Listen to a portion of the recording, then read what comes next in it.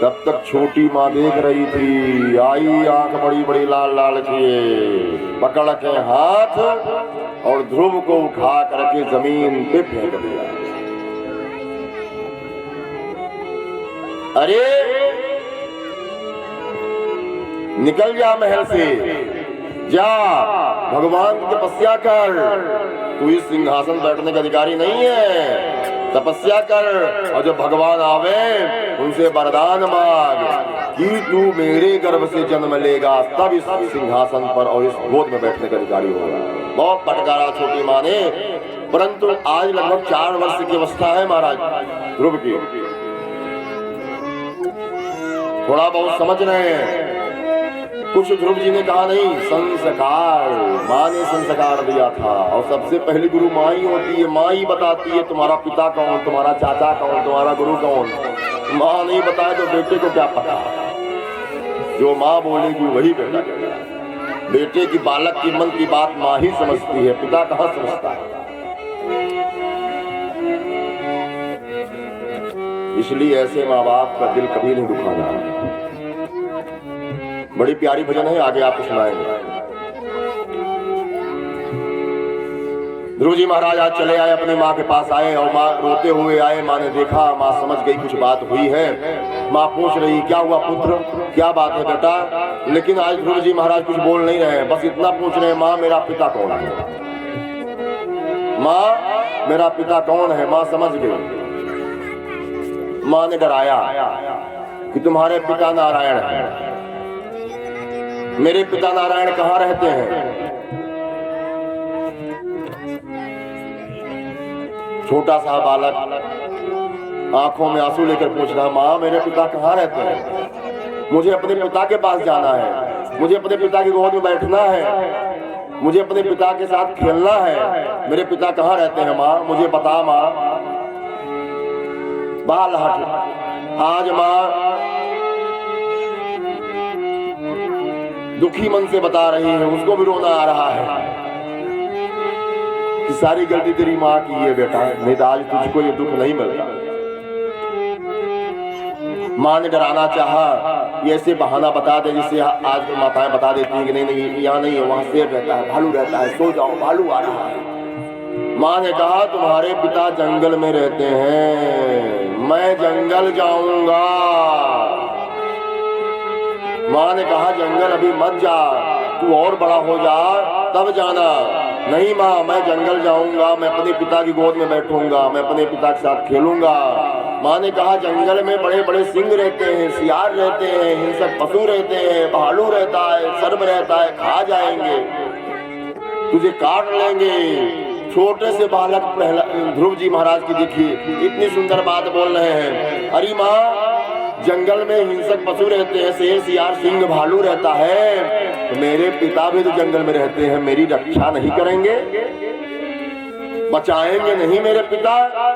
आज माँ निरुत्तर हो गई। सत्संग का प्रभाव, छोटे से बालक में इतनी बुद्धि इतना विवेक, झुक जाना पड़ा माँ को। माँ मैं जंगल जाऊंगा। छत्राणी आज क्षत्रिय पत्नी, क्षत्रिय की बेटी कह दी जा। आज तैयार होकर के ध्रुव जी महाराज वन को निकलने का तैयारी कर रहे हैं। मैं पिता के पास जाऊंगा, खेलूंगा। कुछ दूर गए थे तब तक मन में आया पिता के पास तो जाऊंगा, लेकिन माँ कहाँ पाऊंगा, किसकी गोद में बैठ के खेलूंगा, दूध कौन पिलाएगा, लोरी कौन सुनाएगा, मुझे डांटेगा कौन, गोदी में कौन झुलाएगा। माँ का वात्सल्य प्रेम बड़े जोर से लौटे और माँ के हृदय से लग गए, रोने लगे। माँ जंगल में माँ किसे कहूंगा,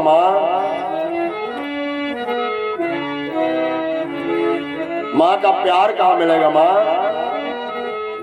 माँ की आंखों में आंसू आए। माँ भी कह रही है पुत्र जा, तुझे सदगुरु रूपी माँ मिलेगी, नारायण रूपी पिता की गोद में बैठाएगी, जा। अब इतना कह करके आज ध्रुव जी महाराज चले।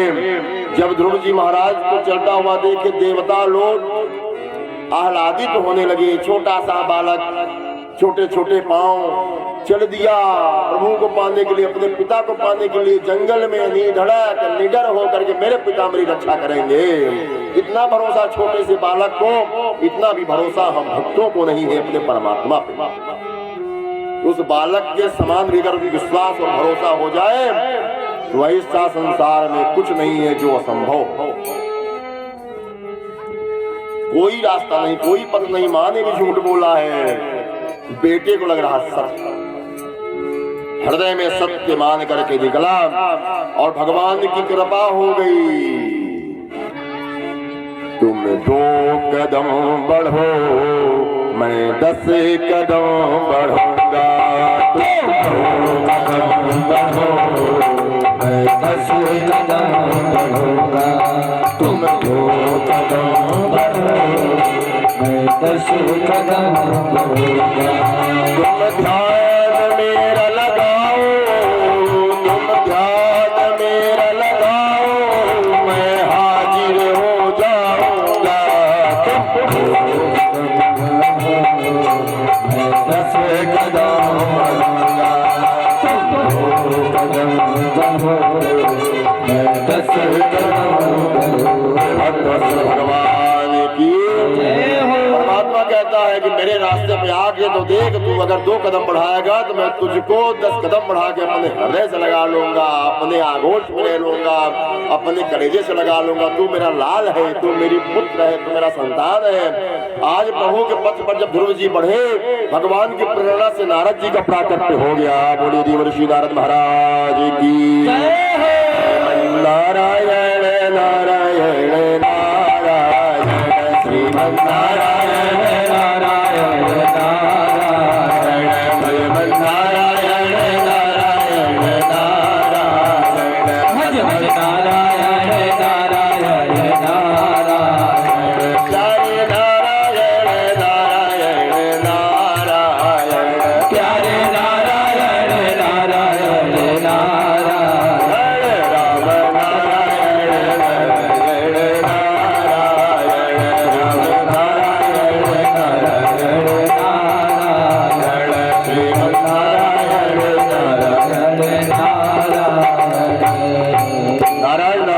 करते हुए, बीड़ा बजाते हुए गुणगान करते। नारद जी का प्राकट्य, छोटा सा बालक को देख करके नारद बाबा भी आह्लादित आनंदित हो गए। वाह कितना प्यारा है, कहाँ जा रहा है? अरे कहाँ जा रहे हो? ध्रुव जी की दृष्टि पड़ी, आवाज संत स्वरूप। नारद बाबा संत स्वरूप देखा, ध्रुव जी ने कुछ नहीं बोला, सीधे दंडवत प्रणाम किया लेट कर। नारद जी गदगद हो गए, वाह कितने उच्च संस्कार है, किसका पुत्र है ये? कहाँ से आ रहे हो? कौन हो? मैं ध्रुव, मेरा नाम ध्रुव है। कहाँ जा रहे हो? पिता के गोद में बैठने। तुम्हारा पिता कौन है? मेरे पिता नारायण है। किसने मेरी माँ ने बताया मेरे पिता नारायण है। देवर्षि नारद सोचे पिता नारायण है। ध्यान लगाया देवर्षि नारद ने, देखा ये तो मेरा सगा पोता है। ब्रह्मा जी से मनु और शतरूपा, मनु के पुत्र उत्तानपाद और ब्रह्मा जी के पुत्र नारद बाबा। मनु और नारद बाबा भाई भाई, भाई के बेटे का बेटा है, सगा पोता हुआ। नारद जी ने कहा ये तो मेरा सगा पोता है। नाती चढ़े बाबा की छाती। आज नारद बाबा का हृदय भी भर आया, वाह ये तो मेरा नाती है, मेरा पोता है। नहीं नहीं नहीं, कि तुम्हारा पिता नारायण नहीं है, तुम्हारा पिता महाराज उत्तानपाद है। चलो मैं तुमको उनको उनकी गोद बैठाऊंगा, उनका राज्य दिलाऊंगा, सिंहासन दिलाऊंगा। चलो मैं तुमको तुम्हारे साथ चलता हूँ। नहीं नहीं नहीं, ध्रुव जी बोले ना, मेरी माँ ने बताया है कि मेरे पिता नारायण हैं। बात नहीं माने नारद बाबा, मेरी माँ ने बताया, मतलब सुनीति ने बताया, सुंदर नीति शास्त्र नीति ने बताया है इस जीव को, हमको, आपको। हमारे पिता कौन है? ईश्वर। तुम हो एक अगोचर, सबके प्राण ऐसे गाते हैं ना, अगोचर अगोचर समझते, गोचर मतलब दिखना, अगोचर मतलब नहीं दिखना। ऐसे हो जो दिखते नहीं हो लेकिन सबके प्राणपति हो। किसके प्राण में परमात्मा नहीं है? हर एक प्राण में परमात्मा। मेरी माँ ने बताया कि मेरे पिता नारायण, मतलब शास्त्र बतलाता है हमको, आप हमारा पिता कौन है? नारायण है। हमारा धर्म क्या है? किस पथ पर चलेंगे? सच के रास्ते पर चलेंगे। धर्म, नीति, सदाचार, न्याय, सत्कर्म के पथ पर चलेंगे, तब मुझे नारायण रूपी पिता मिलेगा और मुझे इस भव सागर से पार लगा देगा, अपनी गोद में बैठा लेगा। बोले भक्त वत्सल भगवान की जय हो। ध्रुव जी कहा नहीं, मेरी माँ ने बताया मेरे पिता नारायण है। नारद बाबा समझ गए, हठी बालक है, मानेगा नहीं। नारद जी ने कहा अच्छा ठीक है, तो कहा जंगल में मिलेंगे। नारद जी ने कहा गुरु मंत्र लिए हो? ध्रुव जी आश्चर्य पड़ गए, महाराज गुरु मंत्र तो नहीं लिया हूं, बिना गुरु मंत्र लिए नारायण रूपी पिता नहीं मिलेंगे। पुत्र, माँ ने तो नहीं बताया था, आप कह रहे हैं तो सच होगा। हमने सुना है संतों की वाणी सच होती है। क्या आदेश है? गुरु मंत्र ले लो, गुरु बना लो। ध्रुव जी ने कहा गुरु बनाने कहाँ जाऊं महाराज, आप ही सामने हैं, आप ही गुरु बन जाओ, ज्यादा अच्छा। 5 वर्ष का बालक कितनी सुंदर बात कहना चाह रहा, सोचो आप। बामन जी भी आएंगे 5 वर्ष के, वो भी रहेंगे दुई बामन अंगुल के, वो भी गजब की बात करते हैं। कन्हैया भगवान के पास, भगवान की जब कृपा होती है तो छोटे छोटे बालक भी बड़ी ऊंची बात कर जाते हैं। नारद बाबा को उसकी तोतली वाणी पे इतना आनंद आ रहा है कि नारद बाबा ने एक मंत्र दे दिया। कौन सा मंत्र दिया? ओम नमो भगवते वासुदेवाय, ओम नमो भगवते वासुदेवाय, ओम नमो भगवते वासुदेवाय, वासुदेवाय प्यारे नंद नंदनाय, वासुदेवाय प्यारे नंद नंदनाय, नंदनाय यशोदा नंदनाय, नंद नंदनाय यशोदा नंदनाय, ओम नमो भगवते वासुदेवाय, ओम नमो भगवते वासुदेवाय, ओम नमो भगवते वासुदेवाय। द्वादशाक्षर मंत्र प्रदान किया। जाओ पुत्र, इस मंत्र का जाप करना, तुझे नारायण रूपी पिता की प्राप्ति होगी। आज कीर्तन करते हुए, मंत्र का जाप करते हुए ध्रुव जी महाराज चले गए गंगा मैया के सुंदर तट पर तपस्या करने लगे ध्रुव जी महाराज। और वह समय आया, कुछ दिन तक ध्रुव जी महाराज जल पी कर रहे, इसके बाद जल भी बंद कर दिया। कुछ खा के रहते थे उसको भी बंद कर दिया। और फिर धीरे धीरे वह स्थिति आ गई। आज ध्रुव जी महाराज अपनी प्राण अपान वायु को एक जगह स्थिर करके ध्यान में केंद्रित हो गए। शरीर छोड़ के परमात्मा के चरणों में ध्यान को केंद्रित कर दिया और प्रभु साक्षात नारायण रूप ध्रुव जी के हृदय में प्रकट हो गए। उसी का ध्यान करते हुए तपस्या और समय आया, सारा संसार त्राहि त्राहि करने लगा और भगवान नारायण को आना पड़ा। सशंख चक्रम सकरीत कुंडलम सपीत वस्त्रम सरिसेव हेक्षणम सहार वक्ष तलकौस्तुभक्षरम नमाम विष्णु शिरसा चतुर्भुजम शंख चक्रा पद्म लेकर के भगवान नारायण प्रकट हो गए। पुत्र पुत्र पुत्र ध्रुव, पुत्र ध्रुव ध्यान में है। प्रभु जान गए, ऐसे नहीं सुनेगा। भगवान विष्णु ने ध्रुव जी के हृदय से अपना स्वरूप खींच लिया। ध्रुव जी घबराए, कहाँ गया? जो स्वरूप था कहाँ गया? आंख खोले घबरा करके देखे, वही स्वरूप सामने खड़ा था। देख करके मोह गए, बहुत कुछ कहना चाहते हैं प्रभु से, कुछ भी नहीं बोल पा रहे हैं। ऐसी स्थिति होती जब परमात्मा सामने आया, कुछ भी नहीं।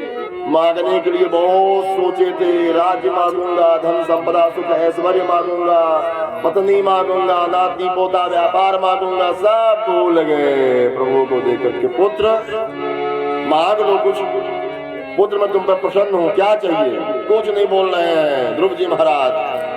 भगवान ने जाना और अपने शंख को दक्षिण का पोल में दाहिने कपोल में स्पर्श कराया। सारे वेद वेदांत शास्त्र पुराण उपनिषद का ज्ञान हो गया। स्तुति करने लगी, प्रभु तुम्हारी जय हो, आपकी जय हो, आप कारण करुणा करुणालय है, दया निधि है, दया निधान है, करुणा निधान है, सबके प्राणों के पति हैं, जगत सृष्टि के आधार हैं। जय जयकार करने लगे, देवता पुष्प की वर्षा करने लगे। पुत्र मांग लो, कुछ नहीं चाहिए प्रभु, अपने चरणों की भक्ति दे दो, कुछ नहीं चाहिए। भगवान ने कहा मेरा दर्शन खाली नहीं जाता, पुत्र भक्ति तो दिया और कुछ मांग लो, कुछ नहीं चाहिए। भगवान ने अपने पुत्र को स्वयं दिया, जाओ तुम राज्य करो और जब तुम मेरे धाम में आओगे तुम्हारा स्थान आज से ही रिजर्व हो जाएगा, आज से ही तुम्हारा स्थान तय हो गया, स्थित हो गया। महाराज ध्रुव 36,000 वर्ष राज्य किए हैं इस पृथ्वी पर। जिस समय पता चला महाराज उत्तानपाद को कि मेरे बेटे को भगवान का दर्शन हुआ, जय जयकार, पूरा गांव पूरा राज्य उत्तानपाद की जय हो, महाराज ध्रुव की जय हो। जो समाज तिरस्कार कर रहा था, बोल नहीं रहा था, गोदी से मान उतार के जमीन पे फेंक दिया था, आज सारी राज्य सारी प्रजा जो है उनके पीछे दौड़ रही है। महाराज उत्तानपाद भी रथ लेकर स्वागत के लिए जा रहे हैं, मैं अपने पुत्र को लाऊंगा। तब कोई नहीं बोला, जा पर कृपा राम की होई, ता पर कृपा करें सबको। ईश्वर की कृपा हो गई। तो जो लोग देखना नहीं चाहते थे आज एक नजर दृष्टि देखने के लिए लालायित है। सत्य जहाँ भगवान वही है, प्रेम जहाँ भगवान वही, हो जाता दया पात्र जब जन मिलते हैं दया निधान वही। ततो गन्तांसि मस्थानं सर्वलोक नमस्कृतं, उपरिष्टोऽदृशिभ्यस्त्वं यतो न वर्तते गतः। आज वह शुभ समय आ गया, सारा संसार चाह रहा ध्रुव जी महाराज को और लेने के लिए आ गए। रथ पर सुंदर हाथी घोड़े बाजा गाजा लेकर के सब लोग स्वागत के लिए माला पुष्प रथ पर बैठा करके उसी राज्य में ले गए, उसी महल में ले गए जहाँ तिरस्कार हुआ था। ऐसी प्रभु कृपा, प्रभु से प्रेम कर लो। महाराज शुक्रदेव परीक्षित से कहते हैं, राजन ऐसे प्रभु से प्यार कर लो, तुम्हें अकाल मृत्यु से बचा लेंगे, तुम्हारा तरण तारण कर देंगे, अपने धाम बुला लेंगे। ऐसे प्रभु हैं। भगवान के जन्म के बाद पूर्णा मौसी भगवान को जहर पिलाने आई थी, फिर भी अपना धाम दिया। ऐसे दयालु हमारे करुणा निधान हैं। 36,000 वर्ष राज्य किया महाराज ध्रुव ने। जो दूसरा उनका भाई था उत्तम, समय बदला और यक्षों से युद्ध हुआ और यक्षों ने उत्तम को मार दिया, मारे गए उत्तम। इस बात जो महाराज ध्रुव ने सुना तो उनको बहुत क्रोध आया कि मेरे भाई का वध हो गया और आक्रमण कर दिया, सबको मारने लगे। तब उनके नाना आकर के समझाए कि अधर्म है, जो हुआ सो हुआ, तुम ऐसा मत करो, युद्ध को रोक दो। युद्ध विराम हो गया। महाराज ध्रुव ने 36,000 वर्ष तक पृथ्वी पर शासन किया और इसके बाद आज महाराज ध्रुव अंतिम जब समय आया अपने पुत्र उत्कल को राज्य दिया। ध्रुव जी के पुत्र उत्कल, समय पूरा हुआ, महाराज ध्रुव के लिए विमान आया और मृत्यु देवी साक्षात आ गई ध्रुव जी को लेने। ऐसी भगवान कृपा होती है। मृत्यु देवी के सर पर पैर रख करके महाराज ध्रुव विमान पर चढ़ रहे हैं। और मृत्यु से कौन कौन डरता है? मृत्यु से सबको डर लगता है। सब कुछ हो मृत्यु ने, वही आएगी, पक्का है, तय है। जिससे डरते हो वो आएगी। आज वही मृत्यु सामने खड़ी है महाराज ध्रुव के और सर झुका दी, सर पर चरण रख कर रखे, विमान पर बैठे, बैठना चाह रहे थे तब तक कदम पीछे हटा दिया। भगवान विष्णु के पार्षदों ने कहा क्या बात है ध्रुव, बैठो, तुम्हारे लिए विमान आया है। महाराज ध्रुव ने कहा मैं इस विमान पे तब बैठूंगा जब मुझे जन्म देने वाली, मुझे वहाँ शिक्षा देने वाली मेरी माँ कहाँ है, पहले मेरी माँ को विमान में बैठाओ तब मैं बैठूंगा।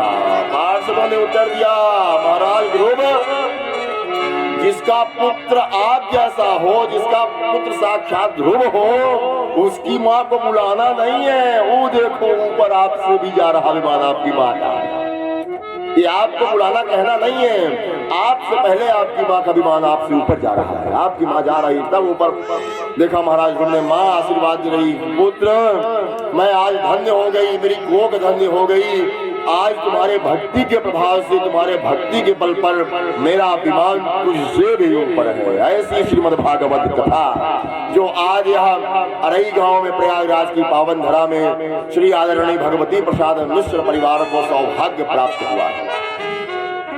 जब भी भागवत कथा हम आपको बताए तो जब भी भागवत कथा कराने के लिए कोई आपसे बात करे तो तुरंत समर्थन कर देना। आप समर्थन कर दोगे तो 50% उस भागवत कथा का पुण्य आपको मिल जाएगा, आधा फल मिल जाएगा। लेकिन अगर गलती से भी आपने कह दिया कहाँ पैसा खर्च कर रहे हो, झूठ है, या कोई कथा में कार्यक्रम में आपने अड़चन डालने का प्रयास किया, या मान लीजिए उस कथा के बारे में दूसरी सही बात को गलत सिद्ध किया, या इधर उधर बातें किया तो गौ हत्या का दोष लगता है। मैं आपको बताए दे रहा हूँ, मैं नहीं बताऊंगा तो मुझे दोष लगेगा, इसलिए बता दे रहा हूँ। आज के बाद आज आप जानना, मैं फ्री। नहीं जानते थे कोई बात नहीं, आज के बाद अगर ऐसा अपराध करो तो गौ हत्या का दोष लगेगा। गौ हत्या का दोष महादोष है। ना आप भरोसा हो तो प्रयागराज चले जाना, नाव में बैठ जाना, फिर केवट से बता देना कि मैं गौ हत्या का दोषी हूँ। आपको उठा के पहले उतारेगा नीचे, न जाने कितनी बात सुनाएगा और फटकारेगा। आप जिंदगी में इतना अपमानित कहीं नहीं हुए होंगे। 1 करोड़ रुपए दोगे प्रयागराज कोई केवटों नहीं बैठाएगा ना, और बात छोड़, ऐसा महापाप को हत्या करता। छोटा सा कथा बता दे रहा हूँ, ध्यान सुन लीजिए, क्यों जल्दी से बता दूंगा। एक बार एक गाय ने बच्चा दिया। रास्ते में एक घुड़सवार घोड़ा दौड़ाता हुआ चला जा रहा था और ध्यान दिया नहीं, गाय के बछड़े के ऊपर से जो है घोड़ा चला गया, गाय का बछड़ा मर गया। गाय जो अपने बच्चे को भी ठीक से देख भी नहीं पाई थी, अपना दुख लेकर ब्रह्मा जी की शरण में गई। न्याय क्या बात है, सारा वृत्तांत बताया। ब्रह्मा जी ने अपने सिपाहियों को भेजा, घुड़सवार और घोड़े को हाजिर किया जाए। दोनों लाए गए। ब्रह्मा जी ने पूछा क्यों ऐसा हुआ। हाँ महाराज हुआ, गौ हत्या का दोष घोड़े को जाता है। क्यों उसके ऊपर से गया। घोड़े ने कहा महाराज हमारे साथ न्याय हो, मैं स्वामी भक्त हूँ, मैं अपने से नहीं चलता हूँ, जिधर ले जाते हैं स्वामी उधर जाता हूँ। ब्रह्मा जी ने सोचा हाँ सही बात है। ब्रह्मा जी ने कहा गौ हत्या का दोष घुड़सवार को दिया जाए। घुड़सवार व्यक्ति ने हाथ जोड़कर महाराज हमारे साथ न्याय हो, मैं घोड़े पे था महाराज। मेरे ब्रह्मा जी विचार करने लगे हाँ ये भी बात सच है, गौ हत्या का दोष गाय को जाता है, रास्ते में क्यों बच्चा दिया। गाय बोल पड़ी हाँ बहुत सही फैसला दिया है आपने। यहाँ सब पुरुष वर्ग हो न, कोई महिला होती कोई स्त्री होती तो समझ में आता कि प्रसव पीड़ा कैसी होती, समझ में आता है कि नहीं, कि रास्ता है कि घर है। बहुत सही समर्थन करता है। प्रसव पीड़ा में समझ में आता है कहाँ जन्म हो रहा है, क्या स्थिति होती है, मृत्यु तुल्य कष्ट होता है, शास्त्रों में लिखा गया। माताओं की 3 प्रकार से मृत्यु होती है। बालक को जन्म देने में समझिए उनकी मृत्यु तुल्य कष्ट है। भगवान ने कभी किसी के साथ ऐसा हो जिस किसी महिला का पति उसके रहते ही संसार चला जाता है, वो भी मृत्यु तुल्य कष्ट है। और किसी माँ का अगर बेटा चला जाता है। ब्रह्मा जी विचार करने लगे गौ हत्या का दोष किसे दिया जाए। तब सब लोगों ने विचार किया गौ हत्या का दोष उसे दिया जाए जो कथा सत्संग में बाधा पहुंचाते हैं। इसलिए कभी भी कथा सत्संग भजन कीर्तन में बाधा नहीं पहुंचाना, इधर उधर की बात मत करना, नहीं तो फिर संभल लेना। ध्रुव जी महाराज विमान पर बैठ करके अपने धाम को गए और आज ध्रुव तारा के रूप में ध्रुव लोक स्थापित हो गया और आज भी महाराज ध्रुव राज्य कर रहे हैं। ऐसे भगवान की भक्तों की कथा है। और इसी बीच हम आपको ले चलते हैं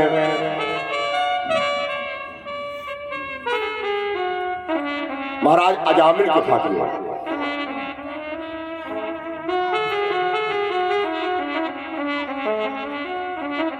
जड़ भरत ऋषभदेव जी महाराज जी की भी कथा रह रही है।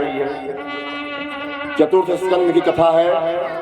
कल तक हम लोग तीसरे स्कंद में थे, आज चतुर्थ स्कंद, पंचम स्कंद, षष्ठम स्कंद तक प्रवेश करेंगे। 12 स्कंद हमने आप लोगों को बताया था। 12 स्कंद है, 12 अध्याय हैं। चतुर्थ स्कंद के 17वें अध्याय से हम लोग अभी कथा सुनकर निकल रहे हैं।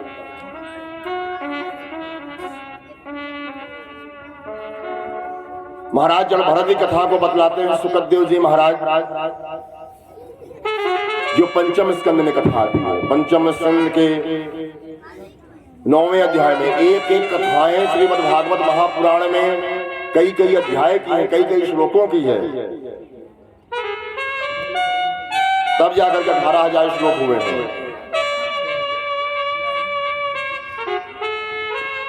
अष्टम स्कंद में क्योंकि आज राम जी का जन्म भी कराना है, राम जी का जन्म 9वें स्कंद में है और 10वें स्कंद में भगवान श्री कृष्ण जी का जन्म है।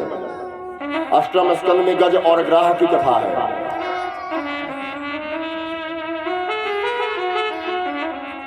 यस्तु तत्र मुपास्तम।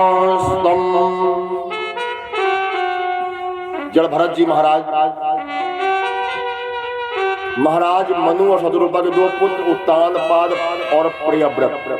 उत्तानपाद की वंश को आपने सुना, देवहूति के वंश को सुना, प्रसूति के वंश में महाराज दक्ष को कन्याएं हुई। दक्ष प्रजापति कथाओं से आप लोग परिचित हैं, सूक्ष्म में बता दे रहा हूं। उन्हीं कन्याओं में से कन्या भोले बाबा को ब्याही गई। भोले बाबा दामाद। एक बार महाराज दक्ष को प्रजापति बनाया जा रहा था, सभा लगी हुई थी, सभी देवता खड़े हो गए। राजाओं के राजा बनाए जा रहे थे, इनको उपाधि मिलने वाली थी, सारी सभा लगी हुई थी, सारा मंच लगा हुआ था, सभी देवी देवता विराजमान थे। जब इनका प्रवेश हुआ, क्योंकि जो विशेष अतिथि होता है बाद में आता है, सबसे लास्ट में। जब महाराज दक्ष प्रवेश करने लगे, सभी देवी देवताओं ने उठ करके इनका वंदन किया, स्वागत किया, आसन के पास खड़े होकर के। ब्रह्मा जी नहीं उठे, विष्णु भगवान नहीं उठे और भोले बाबा भी। भोले बाबा हमेशा ध्यान में रहते हैं, जहां बैठे ध्यान लग जाता है इनका। समाधिस्थ हो गए, बैठे थे प्रभु का भजन करते करते समाधिस्थ हो गए भोले बाबा। भोले बाबा की बहुत गलती नहीं है, परंतु सत्ता पाए किसको मत नहीं होता है, अहंकार हो जाता है। धन का बल, बल का अहंकार, धन का अहंकार, परिवार जन का अहंकार। भोले बाबा नहीं उठे।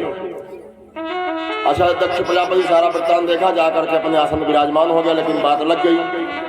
परम पिता परमात्मा ब्रह्मा जी नहीं उठे, कोई बात नहीं, ये सबसे बड़े बुजुर्ग हैं, कोई बात नहीं उठे। भगवान विष्णु भी नहीं उठे, कोई बात नहीं, संसार करता धरता है। परंतु ये शिव क्यों नहीं उठा, ये बात उनको लग गई, मेरा दामाद है।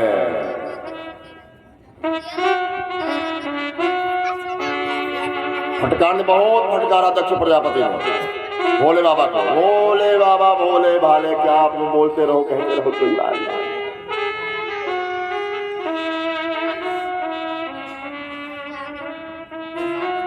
परंतु ये जितना भला बुरा दक्ष प्रजापति ने कहा, ये बात नंदी बाबा को बुरी लग गई। नंदी बाबा ने उत्तर प्रत्युत्तर करना शुरू कर दिया और साप भी दे दिया। तब भोले बाबा को झटका लगा, क्या हो रहा है, ये कोई साप सभा हो रही है कि कोई दिव्य एवं भव्य सभा है। भोले बाबा इतना बोले और सबको शांत कराया, अपने गणों को शांत कराया। भोले बाबा के गणों से आप लोग परिचित हैं, नंदी बाबा, वीरभद्र, भैरव बाबा, भूत प्रेत डाकिनी साकिनी, समझ लीजिए इनसे कोई बेड़ा पार नहीं, जिसको पकड़ न लावे। हरि गोविंदा नमो नमः। भोले बाबा सबको समझाए और अपने गणों को लेकर के सभा से निकल गए कि मैं यहाँ रहूंगा तो यही सब होगा, ठीक नहीं है, कहीं व्यतिक्रम करना, किसी सभा को खंडित करना शोभा नहीं देता। भगवान चले आए, इस बात को मां पार्वती से सती से छुपा गए। बहुत दिनों बाद अब ये बात रह गई, भला बुरा कह करके भी शांति नहीं मिली दक्ष प्रजापति को, मन में कसक रह गई और अपमानित करने के लिए यज्ञ का आयोजन किया। जैसे तमोगुणी पूजा, पड़ोसी को दुख देने के लिए कुछ पूजा होती है। कुछ लोग हो, आराई गांव में ऐसे नहीं है, अन्य गांव में होते हैं। यहाँ की बात आप लोग नहीं समझना, हर गांव में 2-4 खुराफाती होते हैं, यहाँ नहीं है। खुराफाती समझते हैं आप लोग?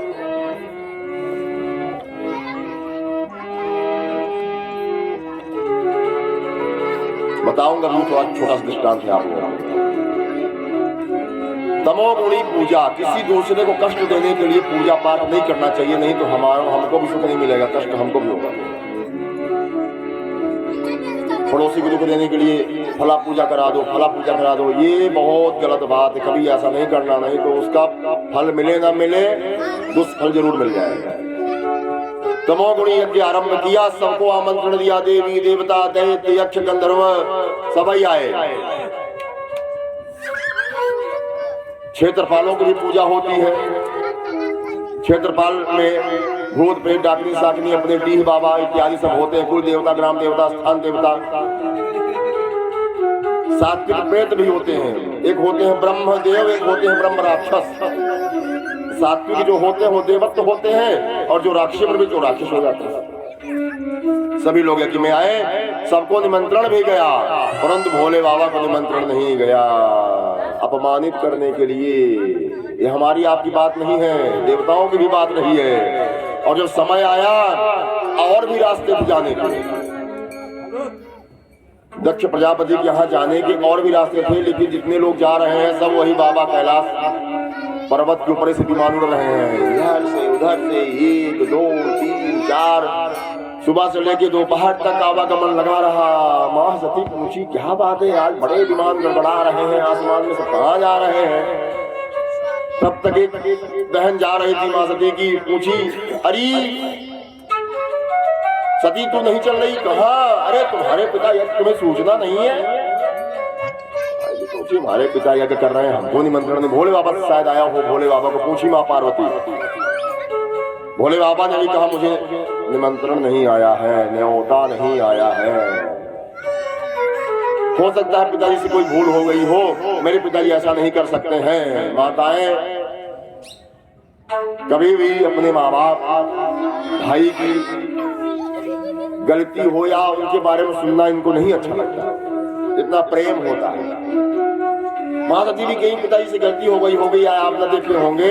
तब भोले बाबा ने सारा वृत्तांत बताया, फिर भी माँ सती मानी नहीं कि मैं जाऊंगी, निमंत्रण आया हो तो मेरे पिता या कहे, मेरे माँ। बहुत भाव से माँ सती पहुंची, जब जाने लगी तो भोले बाबा बहुत मना किए, परंतु मानी नहीं माँ। भोले बाबा समझ गए जो होना है तो हो ही जाएगा। ये तब की घटना है जब भगवान राम माँ जानकी को ढूंढते हुए वन से जा रहे थे, और माँ सती परीक्षा लेने के लिए भगवान राम के सामने माँ जानकी के रूप में आ गई थी। परीक्षा लेके वापस आई तो भोले बाबा ने उसी समय संकल्प कर लिया था जब गई थी, शिव संकल्प की न मन माही, यह तन सती भेंट अब नाही। और वो परिणाम आज घटित हो रहा है। भगवान भोले बाबा ने अपने सामने आसन दिया था माँ सती को, बगल से आसन उठा के सामने। माँ का आसन समक्ष होता है, पत्नी का आसन बगल में। तब से बहुत अनबन रहती थी, माँ भी दुखी रहती थी और भोले बाबा भी दुखी रहते थे। आज वो घड़ी आ गई, भोले बाबा माने नहीं, जो होना था वो तो होना ही है, होके ही रहेगा। भोले बाबा माँ सती का वस्त्र सब, जितना भी वस्त्र था, कपड़ा सब साथ में के सब ले जाओ, अपने घरों से सब लेके जाओ। माँ सती गई और वहां उनका तिरस्कार हुआ। यज्ञ में देखा तो भोले बाबा का स्थान नहीं। और अक्सर ऐसा होता है, कोई नई फॉर्च्यूनर ले आया हो तो फिर समझ लीजिएगा पड़ोसी के दरवाजे से इतनी बार निकालेगा कि जितनी फॉर्च्यूनर नहीं होगी उतना उसका तेल खर्च हो जाएगा। पूरा दरवाजा जो है तो धूल उड़ने लगेगा। एक बार, दो बार, चार बार। आज सब लोग दयनीय दृष्टि से देख रहे हैं, जैसे कोई कुछ कहना चाहते हैं, हे दृष्टि से देख रहे हैं। देखो आ गई, बिना बुलाए आ गई, समझ गई माँ सती। बहुत दुख हुआ, पिता ने तो देख करके नजर घुमा लिया, बहुत पीड़ा हुई। एक माँ ऐसी मिली, अरे बेटी आ, हृदय से लगा लिया, बहुत रोई आज माँ सती। माँ, पिताजी ने मेरे साथ ऐसा किया, मुझे दुख नहीं इस बात का, परंतु यज्ञ में भगवान का स्थान नहीं था, ये बात उनको लग गई माँ सती को। मेरा अपमान हुआ सो हुआ, मेरे परमेश्वर, मेरे पति, मेरे भोले बाबा का अपमान स्थान नहीं है यज्ञ में। और योगाग्नि में अपने शरीर को भस्म कर दिया। ये बात भोले बाबा तक पहुंची। भोले बाबा ने जटाऊ निकाली, पटक दी। वीरभद्र भगवान का पराक्रम बोल, मेरे भद्र भगवान की जय, वीरभद्र भगवान की जय। और वह समय आया, सारा यज्ञ विध्वंस हो गया, बकरे का सर लगा, बम बम बम करने से स्तुति किया। दक्ष प्रजापति ने भोले बाबा तब से बड़े प्रसन्न रहने लगे और 51 शक्ति पीठों का निर्माण हुआ, इत्यादि कथाएं। आज वही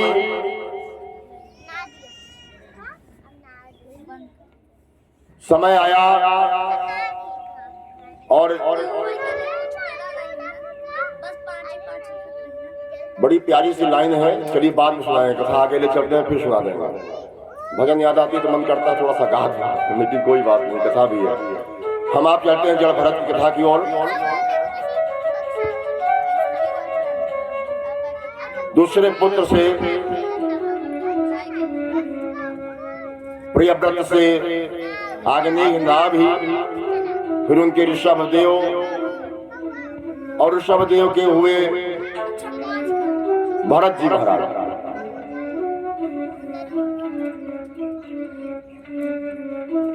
ऋषभदेव जी को 100 पुत्र थे। 100 पुत्रों में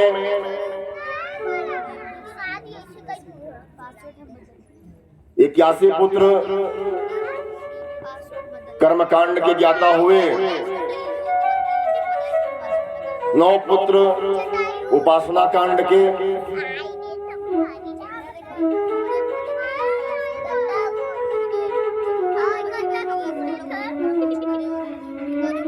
और इसी प्रकार से 9 योगेश्वर हो गए। इनकी कथा आपको 11वें स्कंद में सुनने को मिलेगी। 12 स्कंद की है, 9 योगेश्वर हुए हैं। और जो आप लोगों ने कल कथा सुनी थी कपिल देव जी महाराज जी की, उसी कथा में सती अनुसुईया की भी कथा है। मां अनुसुईया उन्हीं की बिटिया थी जो अत्रि मुनि को ब्याही गई। आज हम प्रयास करेंगे वो भी कथा आपको बताएंगे, आज की ही कथा है।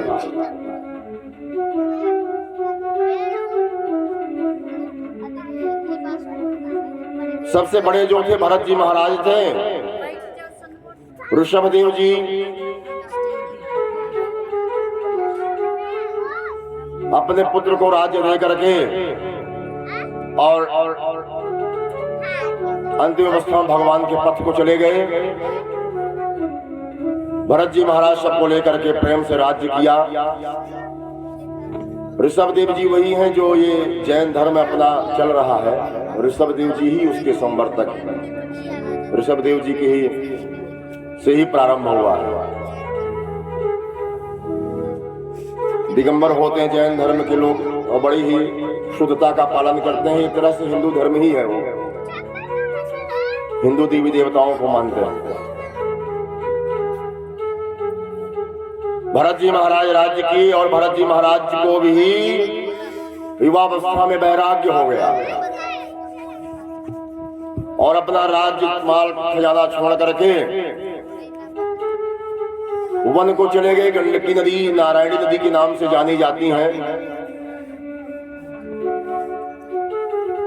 जो नेपाल में गए हैं आप लोग। नेपाल काठमांडू पशुपतिनाथ भोले बाबा का स्थान कोई गया है? सर कभी अवसर पाना तो जाना।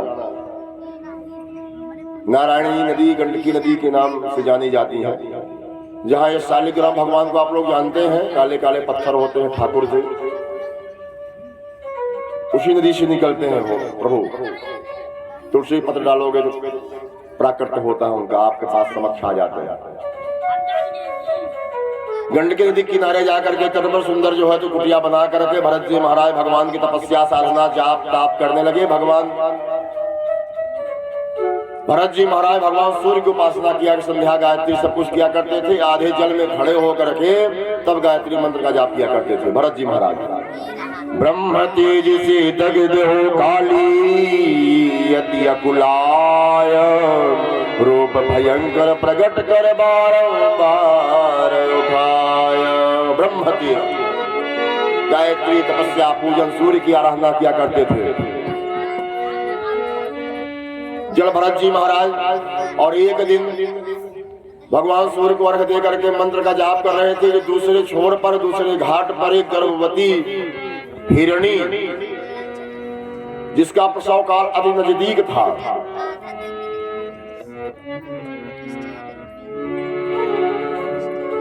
सिंह की जोड़ की दहाड़, जब सिंह ने दहाड़ मारी और सिंह की दहाड़ सुन करके हिरणी घबरा करके छलांग लगा दिया डर करके।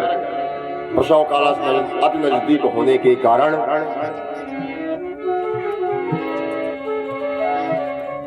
गर्भपात हो गया। हिरणी तो मर गई, शरीर शांत हो गया, परंतु वह मृग का बच्चा मृग शावक जल में बहने लगा। सारा वृत्तांत देख रहे थे भरत जी महाराज। उनको दया आ गई कि माँ इसकी मर गई,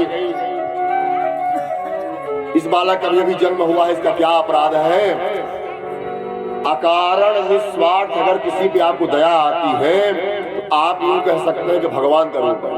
अकारण करुणा वरुणालय, जो अकारण बिना किसी स्वार्थ की किसी पर करुणा करे, दया करे, सहयोग करे, परमार्थ करे, उस वो भगवान को अति प्रिय है। 18 पुराणों में व्यास जी ने दो ही बात कही है। अष्टादश पुराणेषु व्यासस्य वचन द्वयम्, परोपकारः पुण्याय पापाय परिपीडन। परोपकार जैसा परमार्थ जैसा कोई पुण्य नहीं है और दूसरे को पीड़ा देने जैसा कोई पाप नहीं है। इसलिए कभी किसी को सताना मत, सताओगे तो गलत होगा, पाप होगा, अधर्म होगा। अकारण करुणा जागी। आज मृग शावक को माला बंद कर दिया, पैर करके मृग शावक को निकाल कर बाहर लाए, उसको पोंछा, साफ कपड़े से सुंदर सूखे वस्त्र से उसको बैठा करके थोड़ा कुछ बहुत खिलाने का प्रयास किया, परंतु नहीं, उसकी रक्षा करने लगे। धीरे धीरे उसका लालन पालन भी करने लगे, उसके भोजन का व्यवस्था, चारे की व्यवस्था करते थे, घास की व्यवस्था करते थे, ठंडी न लग जाए। छोटा बालक था, समझिए चक्रवर्ती सम्राट चक्रवर्ती सत्ता को छोड़ने वाले भरत जी महाराज। धीरे धीरे समय नजदीक आया, उस मृग के बच्चे में भरत जी का प्यार हो गया, प्रेम हो गया, स्नेह हो गया, भरत जी को मोह हो गया। अब भरत जी महाराज की माला कम हो गई, 4 माला की जगह 1 माला होने लगी। ध्यान जब चाटता, मत संध्या पूजा करते तो गोदी में आता, खेलता, चाटता, तो बहुत अच्छा लगता है इनको, भरत जी महाराज को। वाह! और धीरे धीरे उसमें बहुत मोह हो गया। एक दिन वहां मृग शावक बड़ा हुआ और अपनी झुंड में चला गया। हाय, कहाँ गया होगा, क्या खाया होगा, कैसे होगा। भरत जी महाराज को मोह हो गया। चक्रवर्ती धन मोह माया, इतना बड़ा राज्य छोड़ने के बाद मोह हो गया। ऐसी है माया सज्जनों, कभी प्रभु राम राम करते रहना, ये कभी भी आप पे प्रहार कर सकती है, कभी भी आपके ऊपर प्रभाव डाल सकती है। सदा हमेशा प्रभु के चरण में रहना। भरत जी महाराज का भोजन पानी बंद, संध्या पूजा बंद, कहाँ गया होगा। बहुत ढूंढे, प्रयास किए, मिला नहीं, झुंड में चला गया। राम जी की प्रेरणा हुई, कृपा हुई, अंतिम अवस्था आ गई भरत जी महाराज जी का, और अंतिम अवस्था में पड़े हुए उसी का चिंतन कर रहे हैं। शरीर शांत हुआ, प्राणांत हुआ, प्राण निकल गए। और अगला जन्म मृग योनि में चले गए भरत जी महाराज। अंते मति सा गति, अंतिम समय जो चिंतन करोगे वही में जाना पड़ेगा। इसीलिए कहा जाता है कि राम राम का जाप करो, आदत में रहेगा तब कर पाओगी। झूठ कपट बेईमानी भ्रष्टाचार अत्याचार, पड़ोसी को सताना, पड़ोसी को देखना, इसकी गड्ढा खोदना, उसकी गाड़ी का हवा निकाल देना, दुनिया का पूरा फांस सोचोगे तो भगवान का नाम कैसे आएगा बताओ। क्या क्या लोग बोलते रहते हैं समाज में, दिन भर सुपारी गुटखा खाए रहोगे तो क्या भगवान का नाम आएगा। मुख गुटखा खाने की चीज है, भगवान का नाम जपने की चीज है। मुख में अमृत रखना चाहिए। गुटखा सुपारी कोई अच्छी बात थोड़ी है, प्रयास करो कि इसको न खाया करो। भरत जी महाराज अंते मति सागति, वही कहते, छोटी सी लाइन है, आदत बुरी सुधार लो बस हो गया भजन, आदत बुरी सुधार लो बस हो गया भजन, आदत बुरी सुधार लो बस हो गया भजन, बस हो गया भजन, बस हो गया भजन, आदत बुरी सुधार लो बस हो गया भजन, आदत बुरी सुधार लो बस हो गया भजन।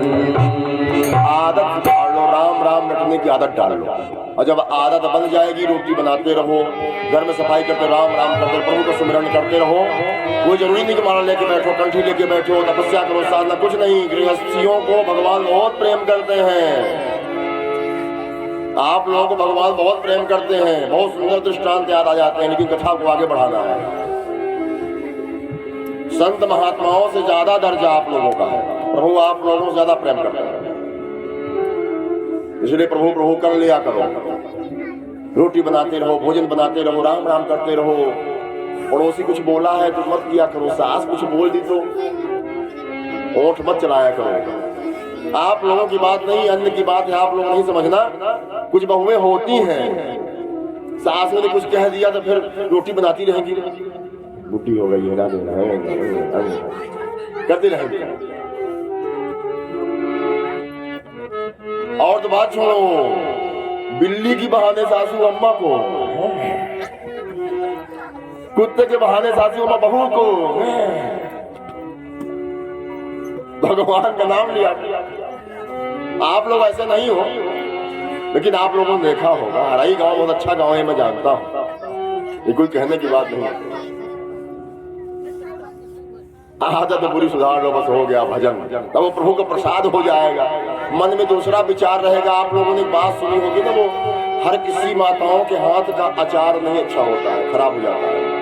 कारण उसका जानती हैं, जिसके विचार अच्छे नहीं होते उसके हाथ के अचार अच्छे नहीं होते हैं। रात की बात बता दे रहा हूं आप लोग, इसलिए विचार अच्छा रखना, मन में कपट नहीं रखना, अपने अपने धर्म का निर्वहन करना। आदत बुरी सुधार लो बस हो गया भजन। भरत जी महाराज का मृग योनि में जन्म हुआ।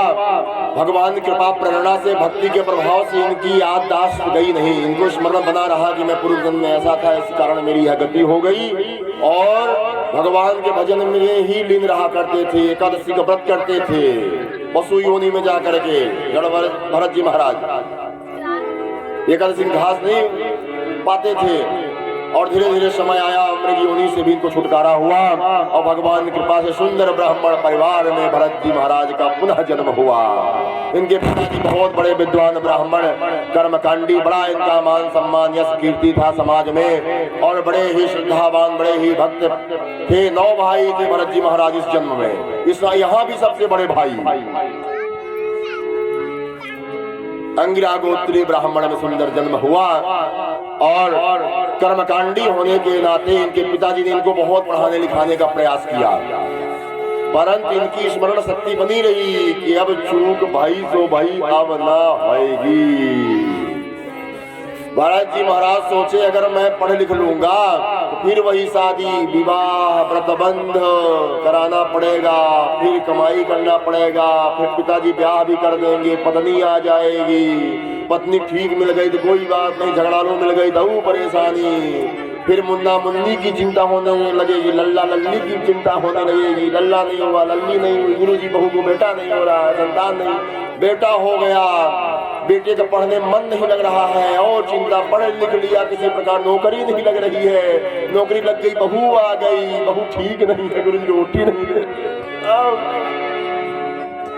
पैर नहीं दबाती है, और टेंशन, नाती पोते हो गए, अब नाती पोते को पालो, पढ़ लिख रहा है, व्रतबंध कर दूं, ब्याह कर दूं तब जाऊं, समय आ गया जाने का, गुरुजी ब्याह हो जाता ही नसिया ठीक रहता, गुरुदेव नाती का ब्याह हो जाए, माया में फंस जाऊंगा, भरत जी महाराज सोचा ना अब नहीं फंसना, एक बार फंसे थे ये गति भाई, अब नहीं फंसना।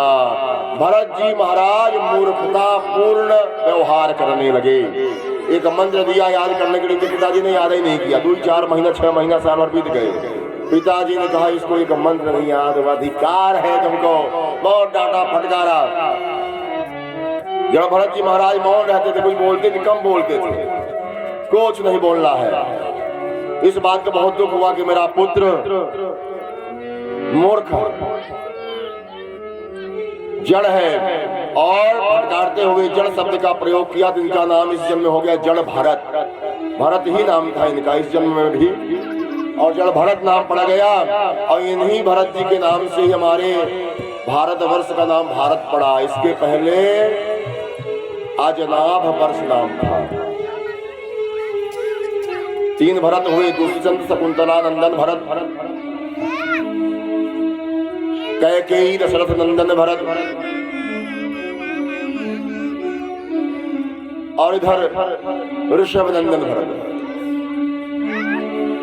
इन्हीं भरत के नाम पर भारतवर्ष पड़ा।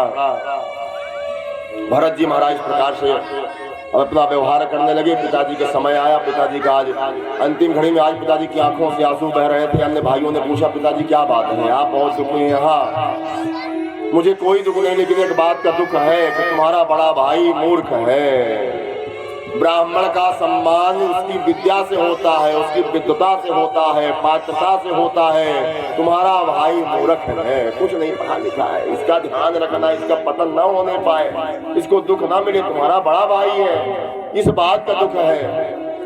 इसलिए आज मुझे एक वचन दो कि अपने भाई का बराबर सम्मान करोगे, इसको कभी आंच नहीं आने देना। जड़ है, मूर्ख है, निभा ले जाना। सभी भाइयों ने वचन दिया, आप पिताजी आप बिल्कुल चिंता मत करो, मैं अपने भैया का पूरा ध्यान रखूंगा। बहुत दुखी थी पिताजी। ब्राह्मण का सम्मान विद्वता से होता है, क्षत्रिय का सम्मान बाहुबल से होता है, वीरता से। सेठ का, वैश्य का सम्मान धन से होता है, और दास वर्ण शूद्र वर्ण जो है हमारे, उनका सम्मान वयोवृद्धता से होता है। जब वृद्ध हो जाते हैं सम्मान के अधिकारी हो जाते हैं। इसमें किसी भी जाति वर्ण के व्यक्ति बैठे हो तो ये नहीं सोचेंगे कि नहीं हम छोटे हैं, ऐसा कुछ नहीं है। इंसान सब एक बराबर है, हाँ, लेकिन वर्ण व्यवस्था है। माँ माँ है, पिता पिता है, बेटा बेटा है, बेटी बेटी है ना, है बराबर, लेकिन बेटी तो बेटी ही रहेगी, उसको एक दिन जाना है, और बेटा बेटा ही रहेगा। एक व्यवस्थाएं हैं, इसमें कोई ये ना छोटा सोचे कि मैं छोटा हूं, मैं बड़ा हूं, पत्नी छोटी है, पत्नी, ऐसा कुछ नहीं। एक व्यवस्थाएं हैं, जैसे सिपाही है, सीओ है, दरोगा है, एसपी है, मंत्री है ना, एक व्यवस्थाएं है। इसको आप लोग कभी कथा मत लेना, मैं सबके लिए बात कह रहा हूँ। ये कथा लाइव भी जाती है यूट्यूब पे, फेसबुक पे। जो लोग देख रहे होंगे या देखेंगे, पूरे विश्व को ये शिक्षा है कि मतलब इस बात को लेकर कभी आपस में झगड़ना नहीं। आज समाज बहुत बुरी स्थिति में चला जा रहा है धीरे धीरे। हाँ, वर्ण का पालन करना, अपनी व्यवस्था का। जो हमारे दास वर्ण है वो भी हमारे बीच के हैं, लेकिन हमेशा विवाह जो होता है ये अपनी ही वर्ण में करना। ये मत सोच के चलना कि नहीं नहीं मानव सब एक ही है, तो जहाँ नहीं तहाँ। पशु सब एक ही है ना, गाय भैंस पशु है कि नहीं, लेकिन गाय बैल भैंस सब पशु अपनी अपनी जगह है, लेकिन ये मानव उनसे भी नीचे गिर गया। वर्ण व्यवस्था नहीं बिगाड़ना, कभी भी अगर ब्राह्मण हो तो ब्राह्मण कन्या ही बहू लाना। बहुत बुरा भात चक्कर में नहीं पड़ना, देश के आडंबर में मनमाना कार्य नहीं करना, नहीं तो पितर नरक में चले जाते हैं। आपके हाथ से देवता पूजा नहीं लेंगे, पितर श्राद्ध नहीं लेंगे, आने वाला समय वंश वृद्धि रुक जाएगी, संतान ही नहीं होंगे। बहुत ऐसे लोग हैं दुनिया की दवा कर डाले, संतान नहीं हुई, वंश ही खत्म हो गया। यही कारण है, मनमाना नहीं करना। दोष लगता है, अपराध लगता है। और नहीं तो कल भजन सुनाया कि दगा की शिक्षा नहीं है, किया नहीं तो कर देखो। नहीं भरोसा होगा तो कर लेना, फिर देख लेना, या देखे भी होंगे आप लोग। भरत जी महाराज भाइयों ने बहुत सांत्वना दिलाया और पिताजी का शरीर शांत हुआ। भरत जी महाराज धीरे धीरे बढ़ता रहा, जीवन आगे चला। भाइयों में बड़ा स्नेह प्रेम था, भाइयों ने कभी अपमान नहीं किया अपने बड़े भैया का, सब कुछ बढ़िया चलता रहा। भाइयों का ब्याह हो गया, भाभियां आ गई, भयाहू आ गई भरत जी महाराज की, फिर भी बहुत सुंदर रहा। इस कथा के माध्यम से आप लोग समझिए घर में अलगौजी कहाँ से होती है, ये कथा आपको बताएगी, ध्यान से सुनना। भाइयों बहुत प्रेम था, विवाह हो गया, भाभियां आ गई, तब भी बहुत प्रेम था। भाभियों के मुन्ना मुन्नी लल्ली लल्ला हो गए, बाबू बबुनी हो गए, तब भी बहुत प्रेम था। धीरे धीरे सब बड़े हो गए, बेटियों का ब्याह हो गया, दामाद आ गए, बेटों का ब्याह हो गया, बहुएं आ गई। यही मामला गड़बड़ाया, अभी तक सब ठीक था। जब ब्याह हुआ बेटों का,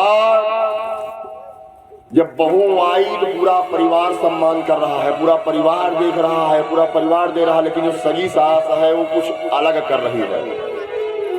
ये जनवाने के लिए कि मैं तुम्हारी सगी सास, मैं तुम्हारी, सब लोग बराबर कर रहे हैं, लेकिन कुछ अलग कर रही है विशेष, कि नहीं नहीं जाने की मेरी सगी सास ऐसा।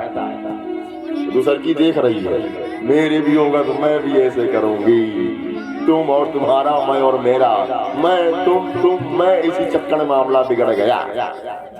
दामाद आए, पूरा परिवार सम्मान कर रहा है, जो हो रहा दे रहे, स्वागत हो रहा सब कुछ, लेकिन जो सगी सास है वो अलग से कुछ कर रही कि मैं तुम्हारी सगी है।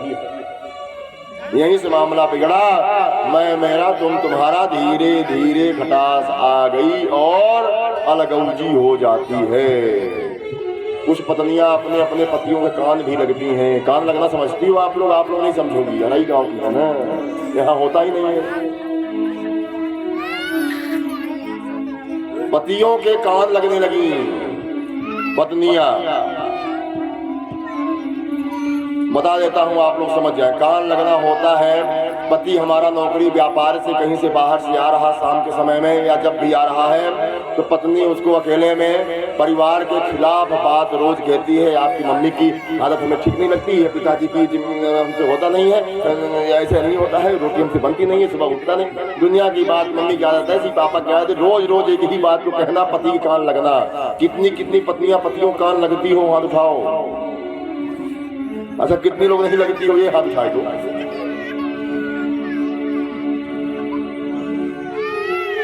हम सोचे अरई वाले ऐसे नहीं है, तो मेरी तरफ से मामला है,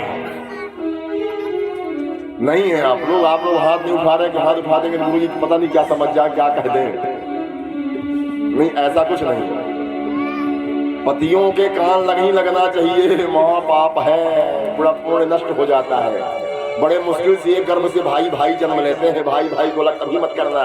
देवरानी जेठानी बड़े मुश्किल से एक रहती हैं, कभी मत ऐसा भाव रखना मन में। ठीक है, कोई कम पड़ी, कोई ज्यादा पड़ी, कोई कैसी भी, कोई निभा ले जाओ, निभ जाए, कोई बड़ी बात नहीं, थोड़ा सा आप मैनेज कर ले जाओ। जैसे अगर हमारी माँ होती, अगर ऐसी होती तो आप मैनेज करते ना, निभाते ना, समझ लो सास भी हमारी माँ है, कोई बात नहीं, चलने दो। धीरे धीरे मामला बिगड़ा और सब में अलगौजी हो गई और भरत जी महाराज के साथ पक्षपात होने लगा। सब भोजन कर लेते, तब इनको लास्ट में भोजन दिया जाता। धीरे धीरे मामला बिगड़ा। भाभियों ने कहा कि घर बैठे ये प्रसाद पाते हैं, इनसे कुछ काम क्यों नहीं लेते हो? सबसे लास्ट में लेती, तब भी बर्दाश्त नहीं हो रहा है। क्यों? क्योंकि भरत जी महाराज खाए पे एकदम मस्त थे, सबसे बाद में देते तब भी मस्त थे। क्यों? चिंता नहीं थी, प्रभु के भजन में मस्त रहते थे, किसी बात की चिंता आग लगे चाहे जई हो। जो पाए निश्चिंत खाए निश्चिंत सोए, क्या पूछना है। शरीर में लगता था चिंता शरीर को खाती है। बढ़िया सुंदर भाभियों से देखा नहीं जाता था कि सबसे बाद में देती हूँ सबसे कम देती हूँ, तब भी पड़ा है पहलवान जैसे। भाभियों ने भैयों से कहा मोटा काम लो, भाइयों ने कहा कि मोटी बुद्धि के हैं, नहीं समझ में आता है, इनसे क्या काम लेंगे। भाभियों ने कहा मोटी बुद्धि की है तो मोटा काम लो। मोटा काम क्या? खेती है, धान बोए, गेहूं बोया है, इसमें नील गाय बहुत हो गई है, चिड़िया पक्षी बहुत हो गए हैं, खा जाते हैं, खेती में अन्न प्राप्ति कम होती, जितना खाते कम से कम उतने तो लावे। आइडिया बता दिया देवियों ने, बहुत आइडिया होता है देवियों के पास। ऐसा ही हुआ, भाइयों ने खेत में जाकर के सुंदर सी झोपड़ी बना दिया, वहीं व्यवस्था कर दिया। भरत जी महाराज जो सोई जहां रख दो वहीं कोई मतलब नहीं, चाहे खेत में रखो चाहे घर से बराबर। और एक ढोलकी दे दिया बढ़िया सुंदर नाल बजाने के लिए कि बजा बजा करके इनको भगाना, खेत में कोई पशु पक्षी चिड़िया चुगने ना पावे, ठीक है ना। भरत जी महाराज ना, हाँ ना ना ठीक, चुग लई तो ठीक है, ना चुग लई तो ठीक है। चले आए और भरत जी महाराज जब बैठे वहां और एकांत पाए, ओ प्रभु आपने बड़ी कृपा कर दी, घर से बाहर निकाल दी, अब भजन होएगा। अब तो मिल गई है संगीत भी, क्या पूछना प्रभु। चिड़िया आई रही है, प्रसाद पाई रही है, नील गाय भी आ गई, चुग रही है। भरत जी महाराज गदगद हो रहे हैं, वाह प्रभु आप पक्षी रूप में कितने अच्छे लगते हो, आपका ही है, खाओ खाओ। नील गाय के रूप में आ गए, आप ही हो, खाओ खाओ। गाने लगे भजन। राम जी की चिड़िया राम जी का खेत, प्रभु जी की चिड़िया प्रभु जी का खेत, खाओ मेरी चिड़ियों हर घर पे। राम जी की चिड़िया राम जी का खेत, खाओ चिड़िया हर घर पे। पाओ पाओ चिड़ियों हर घर पे, पाओ पाओ चिड़ियों हर घर पे। राम जी की चिड़िया राम जी का खेत, राम जी की चिड़िया राम जी का खेत, राम जी की चिड़िया राम जी का खेत, राम जी की चिड़िया राम जी का खेत। पाओ मेरी चिड़ियों हर घर पे, चिड़िया राम जी का खेत, पाओ मेरी चिड़ियों हर घर पे, चिड़िया राम जी का खेत, पाओ मेरी चिड़ियों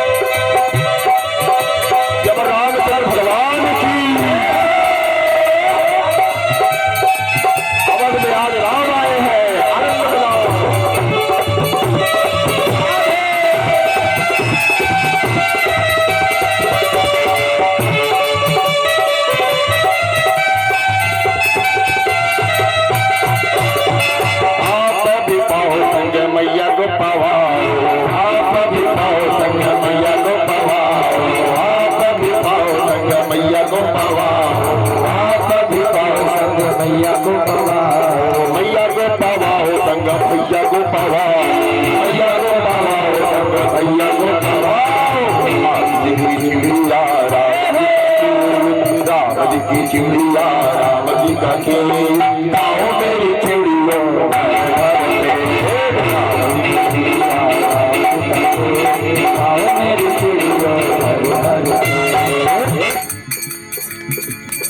रामचंद्र भगवान की।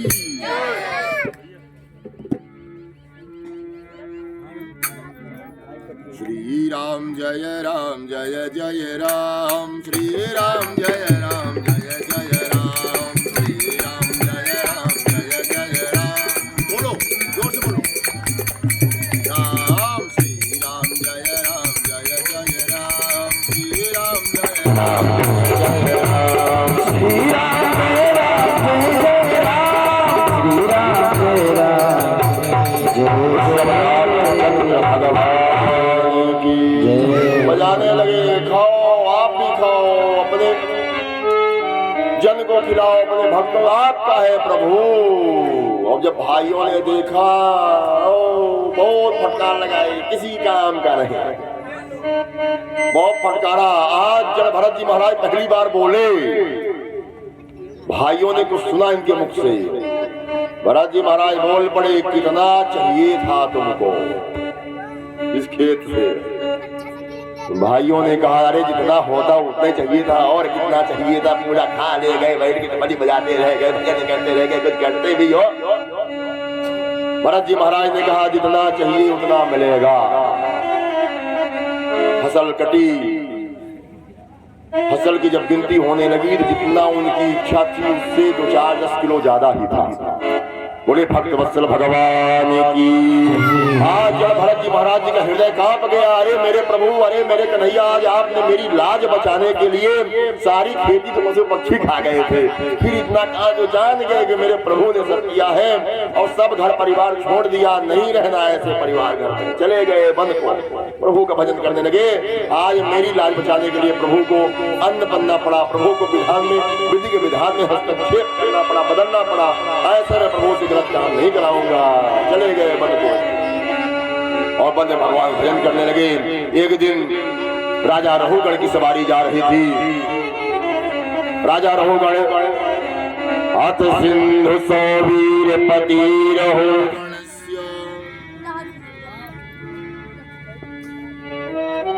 अथ सिंधु सौवीर पति रहुगणस्य व्रजत ईक्षुमत्यास्तटे तदुत्पत्तिना निशिबिरा वाह पुरुषान्वेषण समये। अथ सिंधु सौवीर पते, सिंधु सौवीर देश के राजा पते, रहुगणस्य व्रजत इक्षुमत्यास्तटे। राजा रहुगण उन्हीं कपिल देव महाराज का शिष्य था और अपने गुरु की शरण में सत्संग करने जाता था। आज पालकी पर सवार होकर जा रहा है। एक सिपाही की, पालकी ढोने वाले की दास की तबीयत बिगड़ गई, स्वास्थ्य खराब हो गया।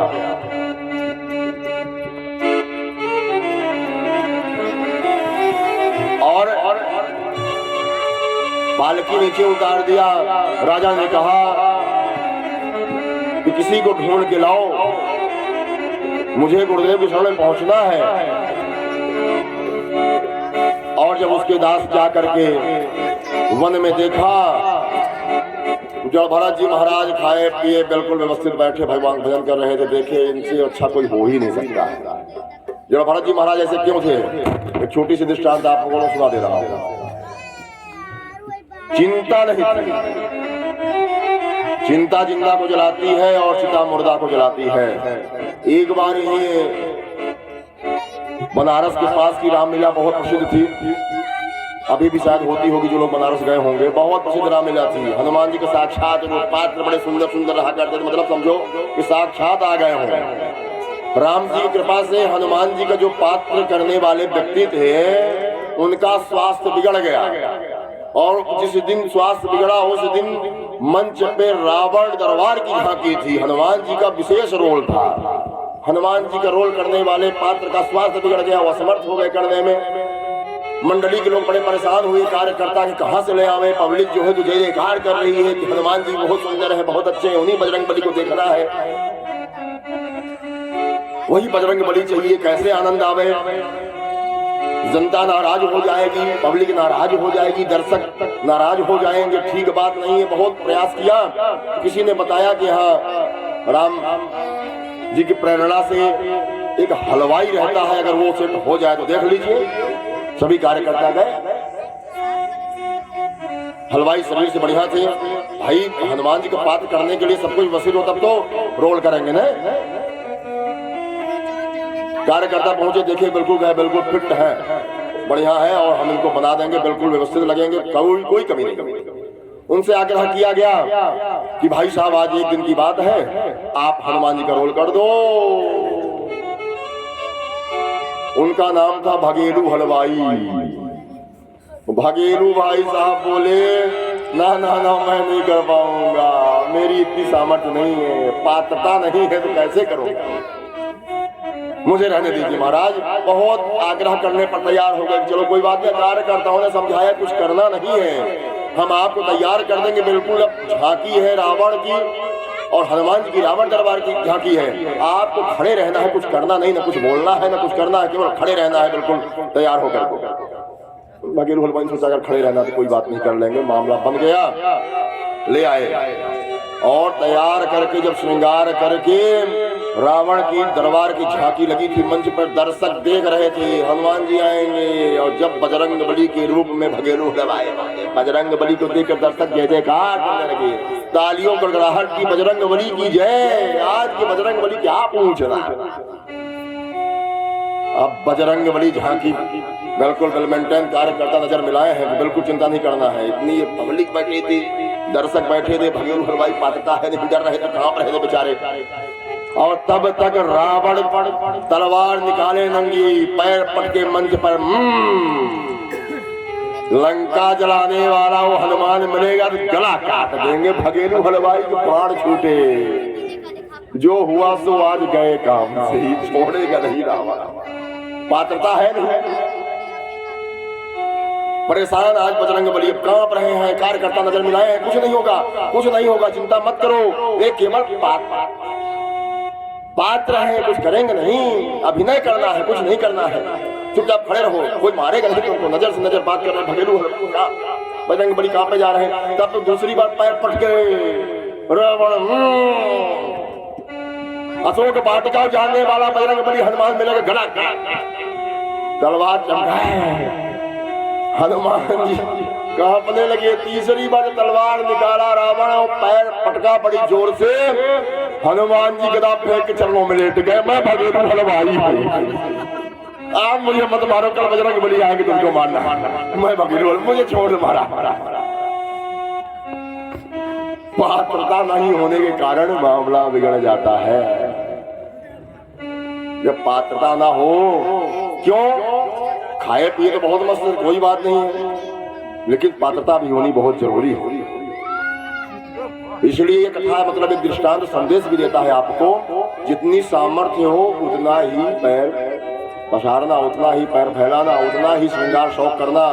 कर्ज लेकर के फॉर्च्यूनर नहीं खरीदना सज्जनों, नहीं मामला बिगड़ जाएगा। साइकिल है उसी में निर्माण करो, जितनी चादर उतना पैर, ऐसे है ना। लेकिन हमारा सूत्र है व्यक्तिगत, पैर सिकोड़ो मत, पैर को मोड़ो मत।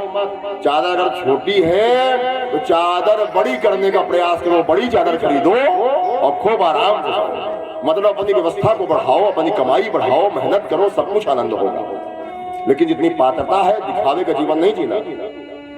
पाखंड और ये सब जीवन बहुत निरर्थक होता है। जब समय पोल खुलती है तो फिर भगेलू हलवाई वाली हाल होती है, हंसी होती है समाज में। जड़ भरत जी महाराज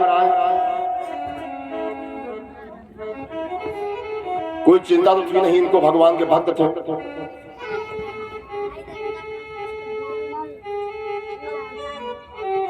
एक गांव में यादव जी रहा करते थे, उसका परिवार बहुत गरीब परिवार था, पिता थे नहीं, माँ खिलाती पिलाती बच्चे को लालन पालन करती थी। इसके पश्चात भी खाने पीने की व्यवस्था भी ठीक नहीं थी यादव जी के यहाँ। लेकिन उनका जो बेटा था ना, वो अपने गांव का पहलवान था। सब लोग पूछते थे क्या खिलाती है अपने बेटे को, कुछ है भी नहीं है और यहाँ पूरे गाँव का पहलवान है। एक दिन उनकी माँ ने बहुत सुंदर उत्तर दिया, परेशान हो गई जब सुनते सुनते। तो लोगों ने पूछा कि ही कारण धमधूसर मोट, नाम था धमधूसर पहलवान। उनकी माँ ने उत्तर दिया, ऋण का सोच ना धन का सोच, यही कारण धमधूसर मोट। न चिंता है न काहे की टेंशन है, इसलिए मोटा है, खाए पेटन है। वही हाल जड़ भरत जी महाराज की थी। चाह गई चिंता गई मनवा बेपरवाह, चाह गई चिंता गई मनवा बेपरवाह, और जाको कछु न चाहिए वो है साहम साह।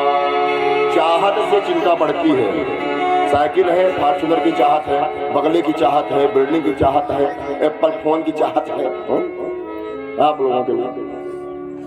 अब चाहत तो है, उसी में परेशान रहा तो क्या करें कि व्यवस्था बन जाए, क्या करें व्यवस्था। चिंता ऐसी चीज है, और चिंता में पड़े पड़े जो भोजन करते वो भी शरीर नहीं लगता। इसलिए भगवान को समर्पित कर दो, चिंतन करो प्रभु को, जो है सब आपका है, जो होगा सो अच्छा होगा।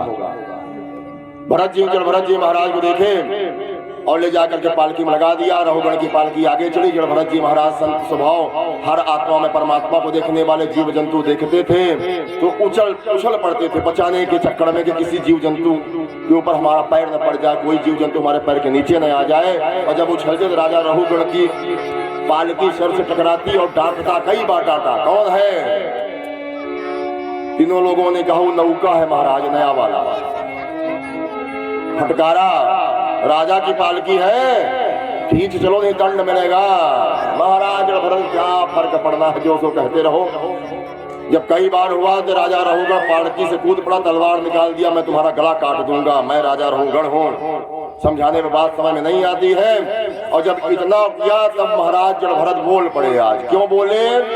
जे अपकार संत कर करही, जे अपकार भक्त कर करही, राम रोष पावक के। भक्तों का अपमान करोगे, संतों का अपमान करोगे तो भगवान के कोप का भाजन बनोगे, तो रोटी अग्नि में जल जाओगे। और जब भरत जी ने सोचा कि संत हूं मैं, भगवान का भक्त हूं मैं, और यही भी बात कही गई है कि संत दरस जिन पातक डरई, संतों के दर्शन से, संतों के चरणों में आने से पाप नष्ट हो जाता है।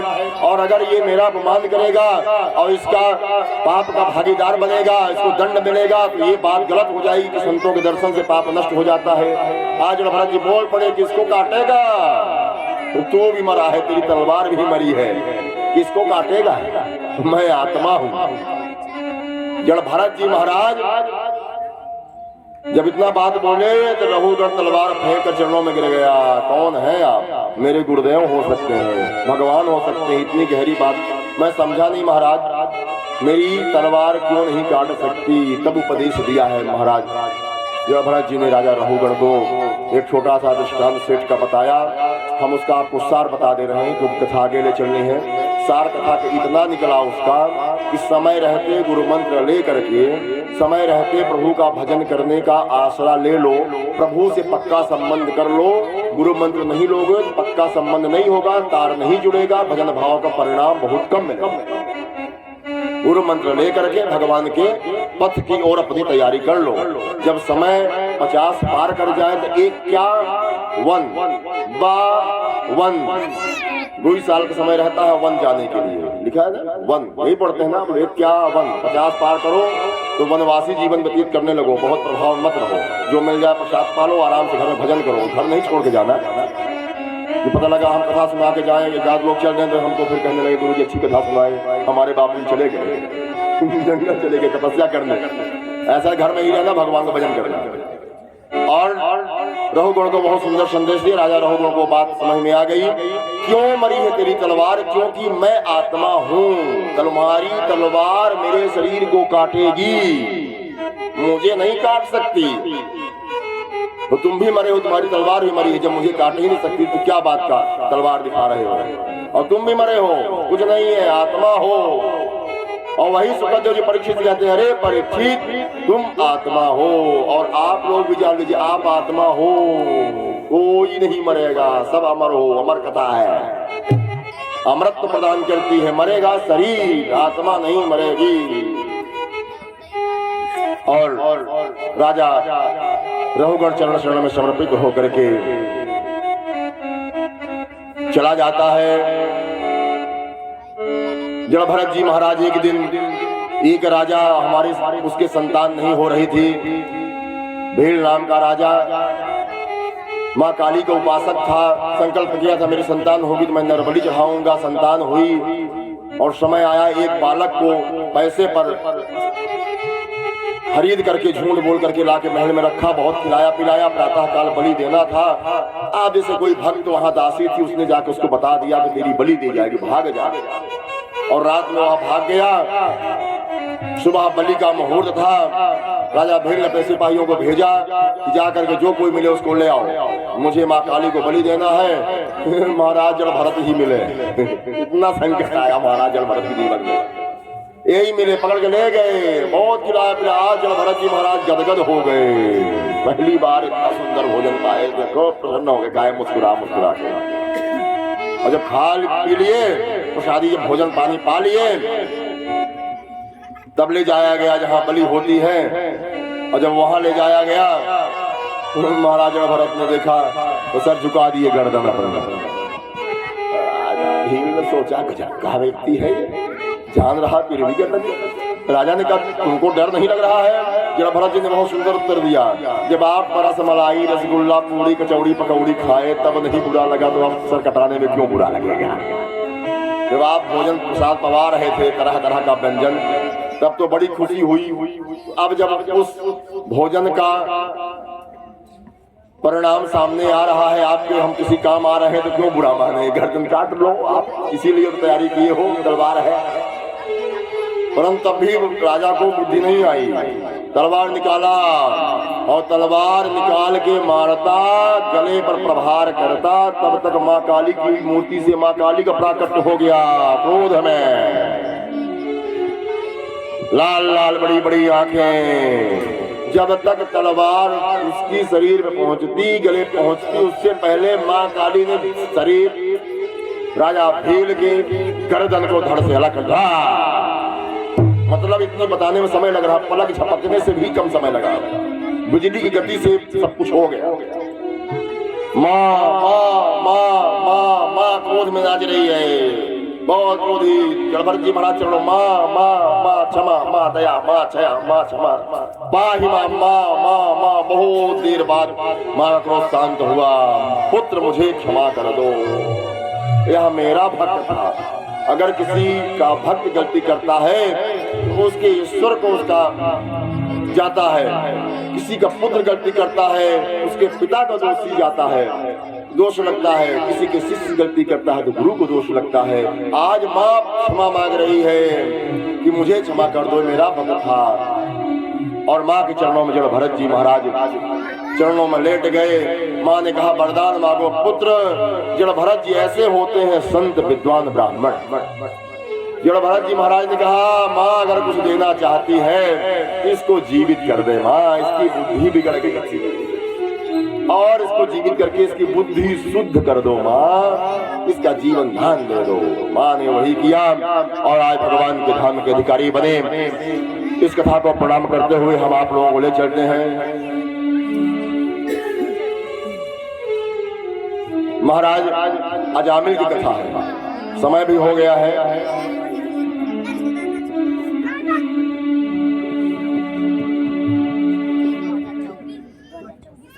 भगवान राम का जन्मोत्सव भी आज मनाना है। मैं प्रयास कर रहा हूं कि आज भगवान राम का प्राकट्य करा दूं। कल भगवान श्री कृष्ण का जन्मोत्सव हो जाएगा और आज अवध नगरी में भगवान राम जी की स्थापना भी हो रही है।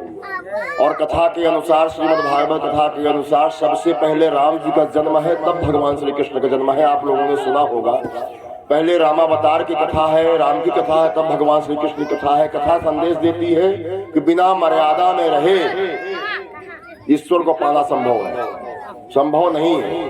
बिना मर्यादा में रहे ईश्वर को पाना संभव नहीं है। आप उसको पाने में कठिनाई होगी, शायद पा भी नहीं सकते।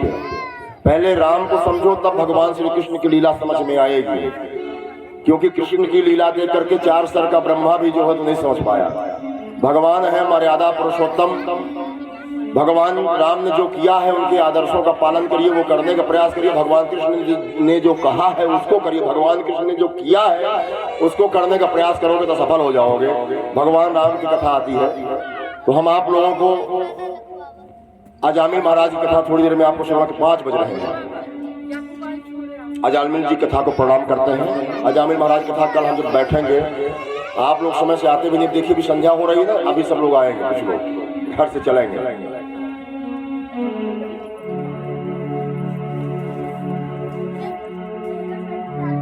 आप लोगों को हम ले चलते हैं रामावतार की। अवध कौन कौन गए हैं? हाथ उठाओ, हाथ उठाओ। अवध कोई गए? अयोध्या इतने ही लोग गए हो, पड़ोस में ही है। चलो नहीं गए तो अब जाना। कितना भव्य सुंदर दरबार सज गया प्रभु राम का। जब यहाँ से जाना होता है तो क्या बोलते हैं? राम नाम। जोर से बोलिए राम नाम। डर लगता है क्या? यही सत्य है, बाकी सत्य है। लेकिन ये पता तब चलता है जब ये प्राण निकल जाता है। बचपन में बताया गया कि यह धराधाम सत्य है। बचपन में बताया गया कि यह धराधाम सत्य है, और जवानी में बताया गया कि अर्थ और काम सत्य है, और बुढ़ापे में बताया गया कि काम क्रोध लोभ को छोड़ो, यही एक सत्य है। और जब यह पिंजरे का पंछी पिंजरा छोड़ चला तो लोगों ने बताया कि राम नाम सत्य है। जब तक प्राण रहे तब तक किसी ने बताया कि भजन कर लो, राम नाम भी सत्य है। बचपन बताया कि ये धराधाम सत्य है, मृत्यु लोक ही सत्य है, यही रहो आनंद करो, जन्म एक बार मिला है मानव का। फिर बड़े हुए तो बता दिया कि विवाह कर लो, पैसा कमा लो, यही एक सत्य है। मानव जन्म पाए विवाह नहीं किया तो क्या मतलब मानव जीवन का। और जब बुढ़ापा आया तो लोगों ने कहा काम क्रोध को छोड़ दो, भगवान का भजन कर लो, यही एक सत्य है। लेकिन ये कभी स्पष्ट नहीं किया गया कि नहीं राम नाम ही सत्य है, राम का भजन कर लो, भजन करो, त्याग दो, जो भी है वैराग्य। लेकिन जिस समय आप प्राण उड़ जाते हैं तब बताते हैं लोग कि राम नाम सत्य है। कल आप लोग कथा श्रवण करवाएंगे महाराज प्रहलाद जी महाराज की, हिरण्यकशिपु हिरण्याक्ष महाराज वामन की, अजामिल की कथा, गज और ग्राह की कथा, 8वें स्कंद की कथा ये है। 9वें स्कंद में भगवान राम का प्राकट्य होता है। 7वें स्कंद की कथाओं को हम प्रणाम करेंगे, 8वें स्कंद की कथा को भी हम प्रणाम करेंगे। दोनों कथा हम आप लोगों को सुनाएंगे, क्योंकि चतुर्थ दिवस की कथा भगवान श्री कृष्ण के जन्म उत्सव के समय ही विश्राम हो जाती है। आगे पंचम दिवस कथा होती है। भगवान कृष्ण के जन्म के पहले जो कथाएं हैं इनको कथाओं को पूर्ण करना पड़ता है। और कृष्ण जन्म और राम जन्म, रामचरित्र और कृष्ण चरित्र दोनों एक साथ होने में थोड़ा समस्या हो, यहाँ समय भी कम मिल पा रहा है, क्योंकि हमारी कथाओं में लगभग 5-5, 6-6 घंटे लगते हैं कथाओं को पूर्ण करने में, क्योंकि भजन भी हो गई, 2-2 लाइन भी हुई, अगर 2-2 मिनट भी जोड़े तो कितना हो गया, कथा से कट जाता है। तो कल आप लोगों को हम जब बैठेंगे तभी सुना देंगे, लेकिन बैठते हैं तो आप लोग रहते ही नहीं है, 2-4 लोग घर के रहते हैं। समय से आ जाओ, कथा सुनने का बहुत महत्व है। राम कथा कामद गाई, और इधर कहते हैं निगम कल्प तरोर गलितम फलम सुखमुखाद, मतलब निगम रूपी कल्प वृक्ष का अमृत फल है। निगम मतलब होता है पुराण,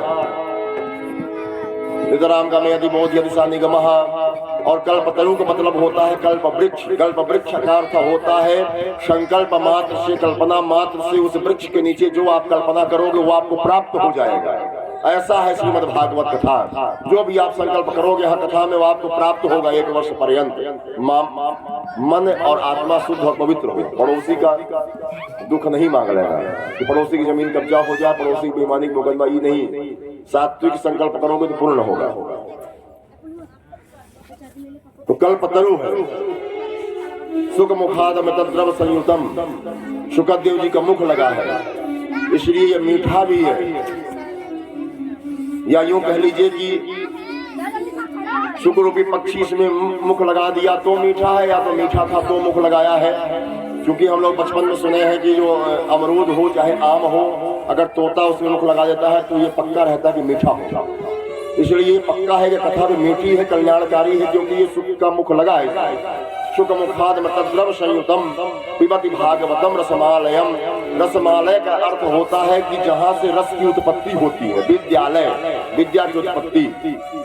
या जब तक लय न हो जाए, जीवन का लय न हो जाए, तब तक कथा सुनो। कथा मात्रैक जीवनम, कथा ही एक जीवन बना लो। जहाँ सुनो, टीवी पे सुनो, मोबाइल पे सुनो, आजकल जो आप लोगों को समय है मोबाइल बटन नहीं करना है, दबाना है, केवल छूना है। बाबा जी हाजिर, फिर छू लीजिए, बाबा जी गाया, इतनी सुंदर व्यवस्था आ गई है। टीवी पे रिमोट दबा दो, लेटे लेटे बटन तो टीवी चालू, आस्था चैनल चल गया। हमारी कथा ईश्वर टीवी चैनल पे भी है। रामेश्वरम में कथा हुई थी ईश्वर टीवी चैनल पे। तो अब तो आप लोगों को समय है कि सब मोबाइलों में घर बैठे रोटी बनाए रहे, कथा चल रही है, राम राम चल रहा है, तो सुनते रहो, माजते रहो शरीर को। बार बार सुनोगे तभी आनंद आए। घर में रोज झाड़ू लगाते हो ना, एक दिन थोड़ी ना, रोज झाड़ू मारो सत्संग कथा प्रवचन का, भगवान के कीर्तन का। ये कल्प तरु है, कल्प वृक्ष है, जो कल्पना करोगे पूर्ण होगा। और रसमालयम, लेकिन ये किसको पिलाया गया? जो प्यासा है, जो रसिक है, जो भावुक है, जो प्रेमी है, जो भगवान का भक्त है, वही इसको प्रेम से पिएगा। नहीं तो बहुत किसी को किसवाही दोगे तो उसके पल्ले नहीं पड़ने वाली। झड़झड़ौआ कथा सुनते, झड़झड़ौआ कथा याद है आप लोगों को? झड़झड़ौआ कथा मतलब कथा पंडाल में ही प्रसाद लेने के बाद झाड़ के चल देते हैं यहीं के यहीं। और माया भी ऐसी है, श्मशान घाट में माया नहीं रहती है, और कथा पंडाल में यहाँ नींद बहुत आती है। एक बार एक नास्तिक व्यक्ति, दो मित्र थे। एक मित्र भगवान का भक्त था, उसका एक मित्र बहुत नास्तिक प्रवृत्ति का था, बहुत कथा प्रवचन सत्संग में ध्यान नहीं रखता था कि ठीक है। वो मित्र जा रहा था, कथा हो रही थी गांव में, जाता था रोज। एक दोस्त को कहा तुम भी चलो, उसने कहा ठीक है तुम जाओ, हम नहीं जाएंगे। मित्र ने बहुत हट किया, तब चला गया। पंडाल बना हुआ था बड़ा सा, और जाकर के बैठा, कथा प्रारंभ थी, कथा सुन रहा था। तब तक एक खंबे के पास बैठा था, उसी में टेक लगा के बैठा था, और नींद आ गई। जो नास्तिक प्रवृत्ति का मित्र था उसको नींद आ गई, सो गया।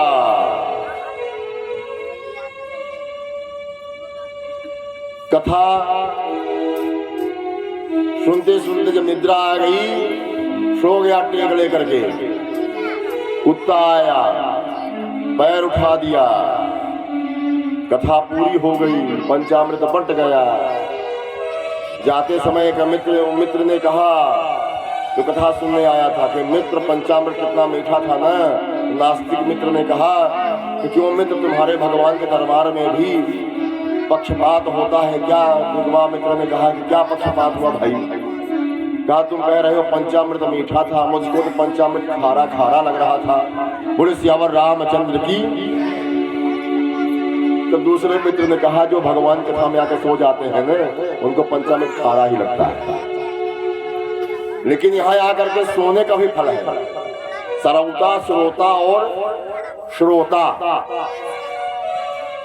श्रेणी होती है, फर्स्ट सेकंड थर्ड, तो तीनों श्रेणी में पास माना जाता है, फेल नहीं माना जाता, पास तो हो ही जाओ। आइए हम आप लोगों को राम जन्म की ओर ले चलते हैं। राम जन्म दशरथ सुन काना। हम आपको पहले दिन बताए थे कि ब्रह्म आनंद के बाद ब्रह्मानंद, महाराज दशरथ को ब्रह्मानंद की प्राप्ति हुई, बहुत आनंद में थे महाराज दशरथ। जिस समय गुरु वशिष्ठ के आदेश पर यज्ञ संपन्न हुई और अग्नि देवता चरु लेकर के आए। राम वंश आप ऐसे समझ सकते हैं, राम भगवान सूर्य वंश में आए।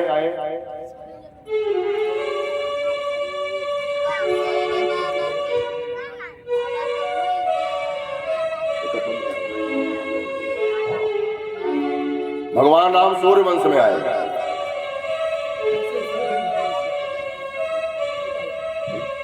ब्रह्मा जी से सृष्टि चली, ब्रह्मा हुए, कश्यप हुए, कश्यप की दो पत्नियां दिति और अदिति, दिति से दैत्य और अदिति से देवता हुए। उसी ऋषि परंपरा में सूर्य वंश चला, और उसी ऋषि परंपरा में चंद्र वंश चला। याति सरियाति राजा हुए, मानधाता हुए सूर्य वंश में।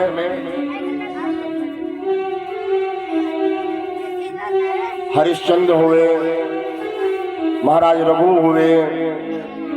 बहुत बड़ी वंशावली है, जो बहुत संतानें हुआ करती थी राजाओं को, कई ब्याह हुआ करते थे, परंतु कथा उसी की लिखी गई जो सबसे बड़ा हुआ करता था या जिसने राज्य किया है। ये याति सरियाती की भी यही हाल नहीं। छोटे पुत्र ने अपना यौवन दिया उनको, फिर उन्होंने उनको राजगद्दी दे दिया। सुंदर सुंदर कथाएं हैं, लेकिन भागवत में सूक्ष्म दिया गया है। राम कथा सूक्ष्म है बहुत, केवल आप सिर्फ संक्षिप्त है, सोचा छोटा छोटा थोड़ा थोड़ा उदाहरण दे दिया कि नहीं फला फला फला नाम जान जाओ बस। 9वें स्कंद में कथा भगवान राम की आती है, सूर्यवंश की कथा। हरिश्चंद्र हुए, अज हुए, रघु हुए, दशरथ हुए, और दशरथ जी के यहाँ भगवान विष्णु का प्राकट्य हुआ, शेषावतार।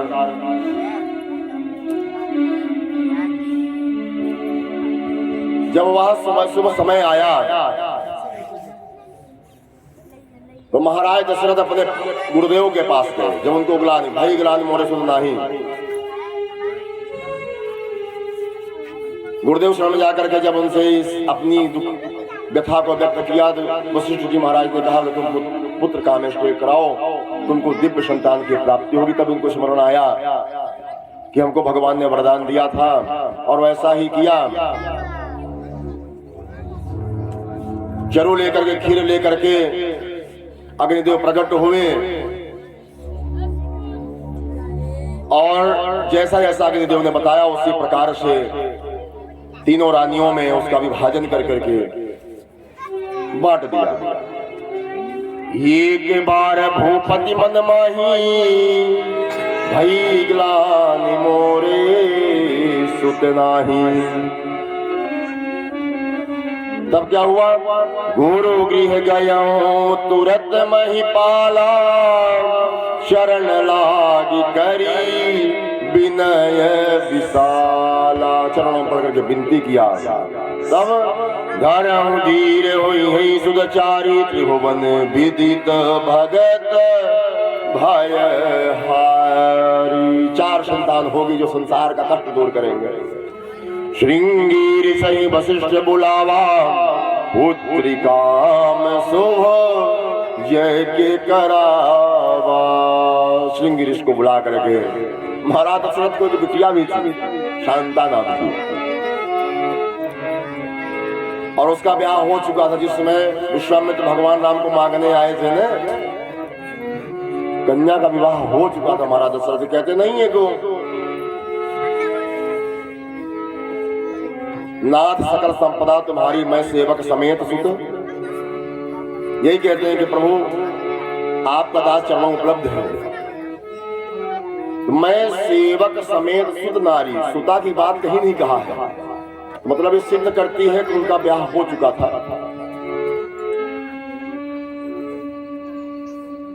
और श्रृंगी ऋषि के साथ ही ब्याह हुआ। श्रृंगी ऋषि को बुलाने की बात कही गई। गुरु जी को बुला करके श्रृंगी ऋषि का आगमन करा करके पुत्र काम यज्ञ हुई। अग्निदेव चरु हवि लेकर के प्रकट हुए। अरे भाग्य कौशल्य दीना, उभय भाग्य आधि कर दीना। कैकेयी कह नृप सो गयऊ, रहियो सो उभय भाग पुनि भयऊ। तीनों रानियों में कौशल्या कैकेयी, हाथ धरि दीन सुमित्रा मन प्रसन्न करी।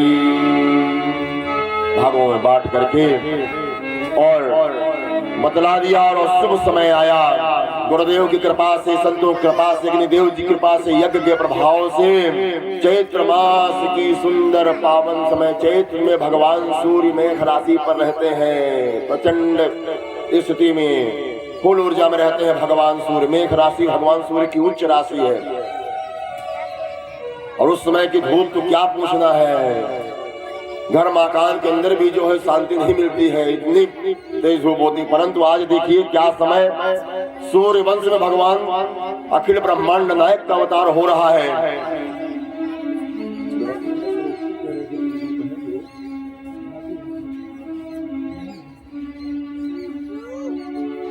झांकियां भी निकलती हैं बहुत सुंदर सुंदर, और यहाँ संभव नहीं हो पा रहा है। समय भी कम है, कथा को पूर्ण करना है। सुंदर सुंदर जो यह कड़ी धूप होती है, आज सूर्य वंश में अखिल ब्रह्मांड नायक परम पिता परमात्मा आदि नारायण भगवान विष्णु का अवतार हो रहा है। भगवान सूर्य की ऊर्जा में शीतलता आ गई है। अवध में सुंदर मंद सुगंध शीतल वायु चल रही है। चारों तरफ सुगंध फैली हुई है। क्या पूछना है। सरजू मैया की धारा किलकारी कर रही है। सुंदर दिव्य धारा बह रही है। सीताराम जी की प्यारी राजधानी लागे, राजधानी लागे। मोहे मीठो मीठो सरजू जी को पानी लागे। सीताराम जी की प्यारी राजधानी लागे, राजधानी लागे। मोहे सरजू जी को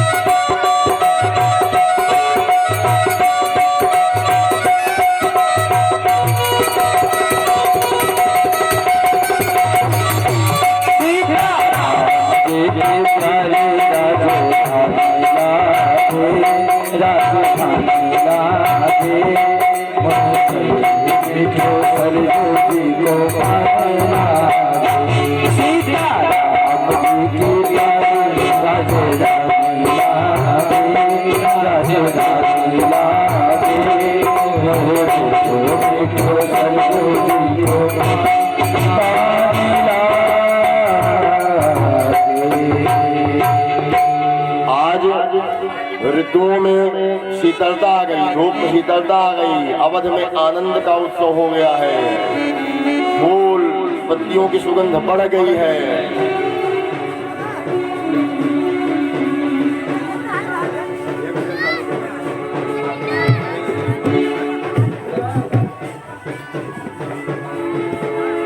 आज हम भगवान राम का भी ब्याह करा दें। 10-15 मिनट में हो जाएगा। आज आप लोगों के गांव से ब्याह बारात जा रही है सुंदर। एक प्यारी सी 2 लाइन भजन सुन लीजिए। कथा सुनकर किसको किसको आनंद आ रहा है? हाथ उठाओ। मस्ती आ रही है तो फिर बोल दो। ऐसी मस्ती कहाँ मिलेगी, ऐसी मस्ती कहाँ मिलेगी। राम नाम रस पी ले तो मस्ती में जी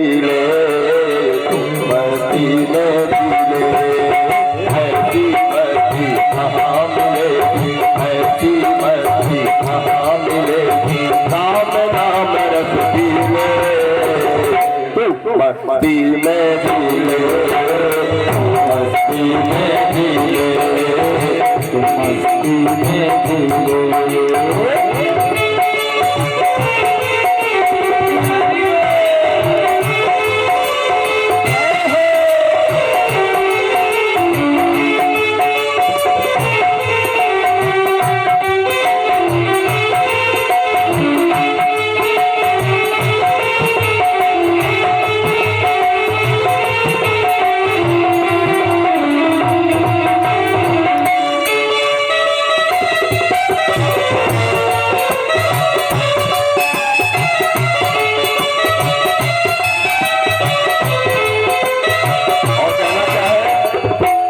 संसार का प्रभु राम का नाम का प्यारा पी के मस्ती में जी लो।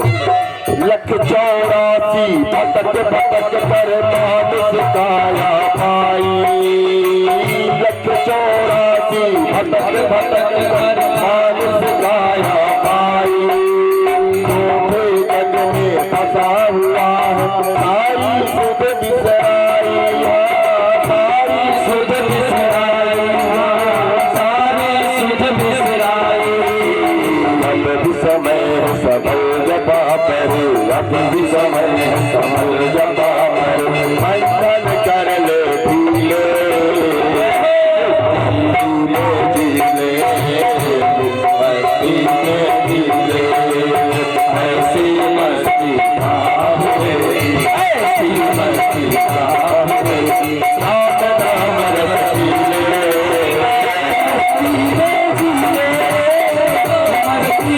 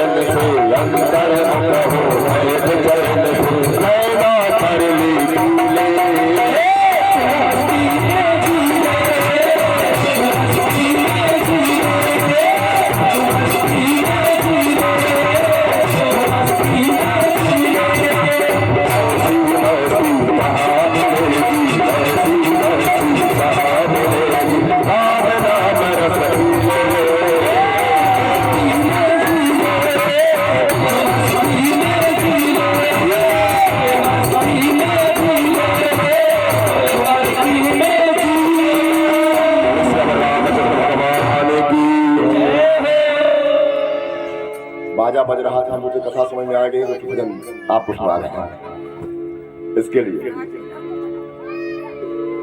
अवध में आज जो आनंद आ रहा है, उस आनंद का एक अलग ही स्वरूप है, अलग ही रस है। अवध से आया हूँ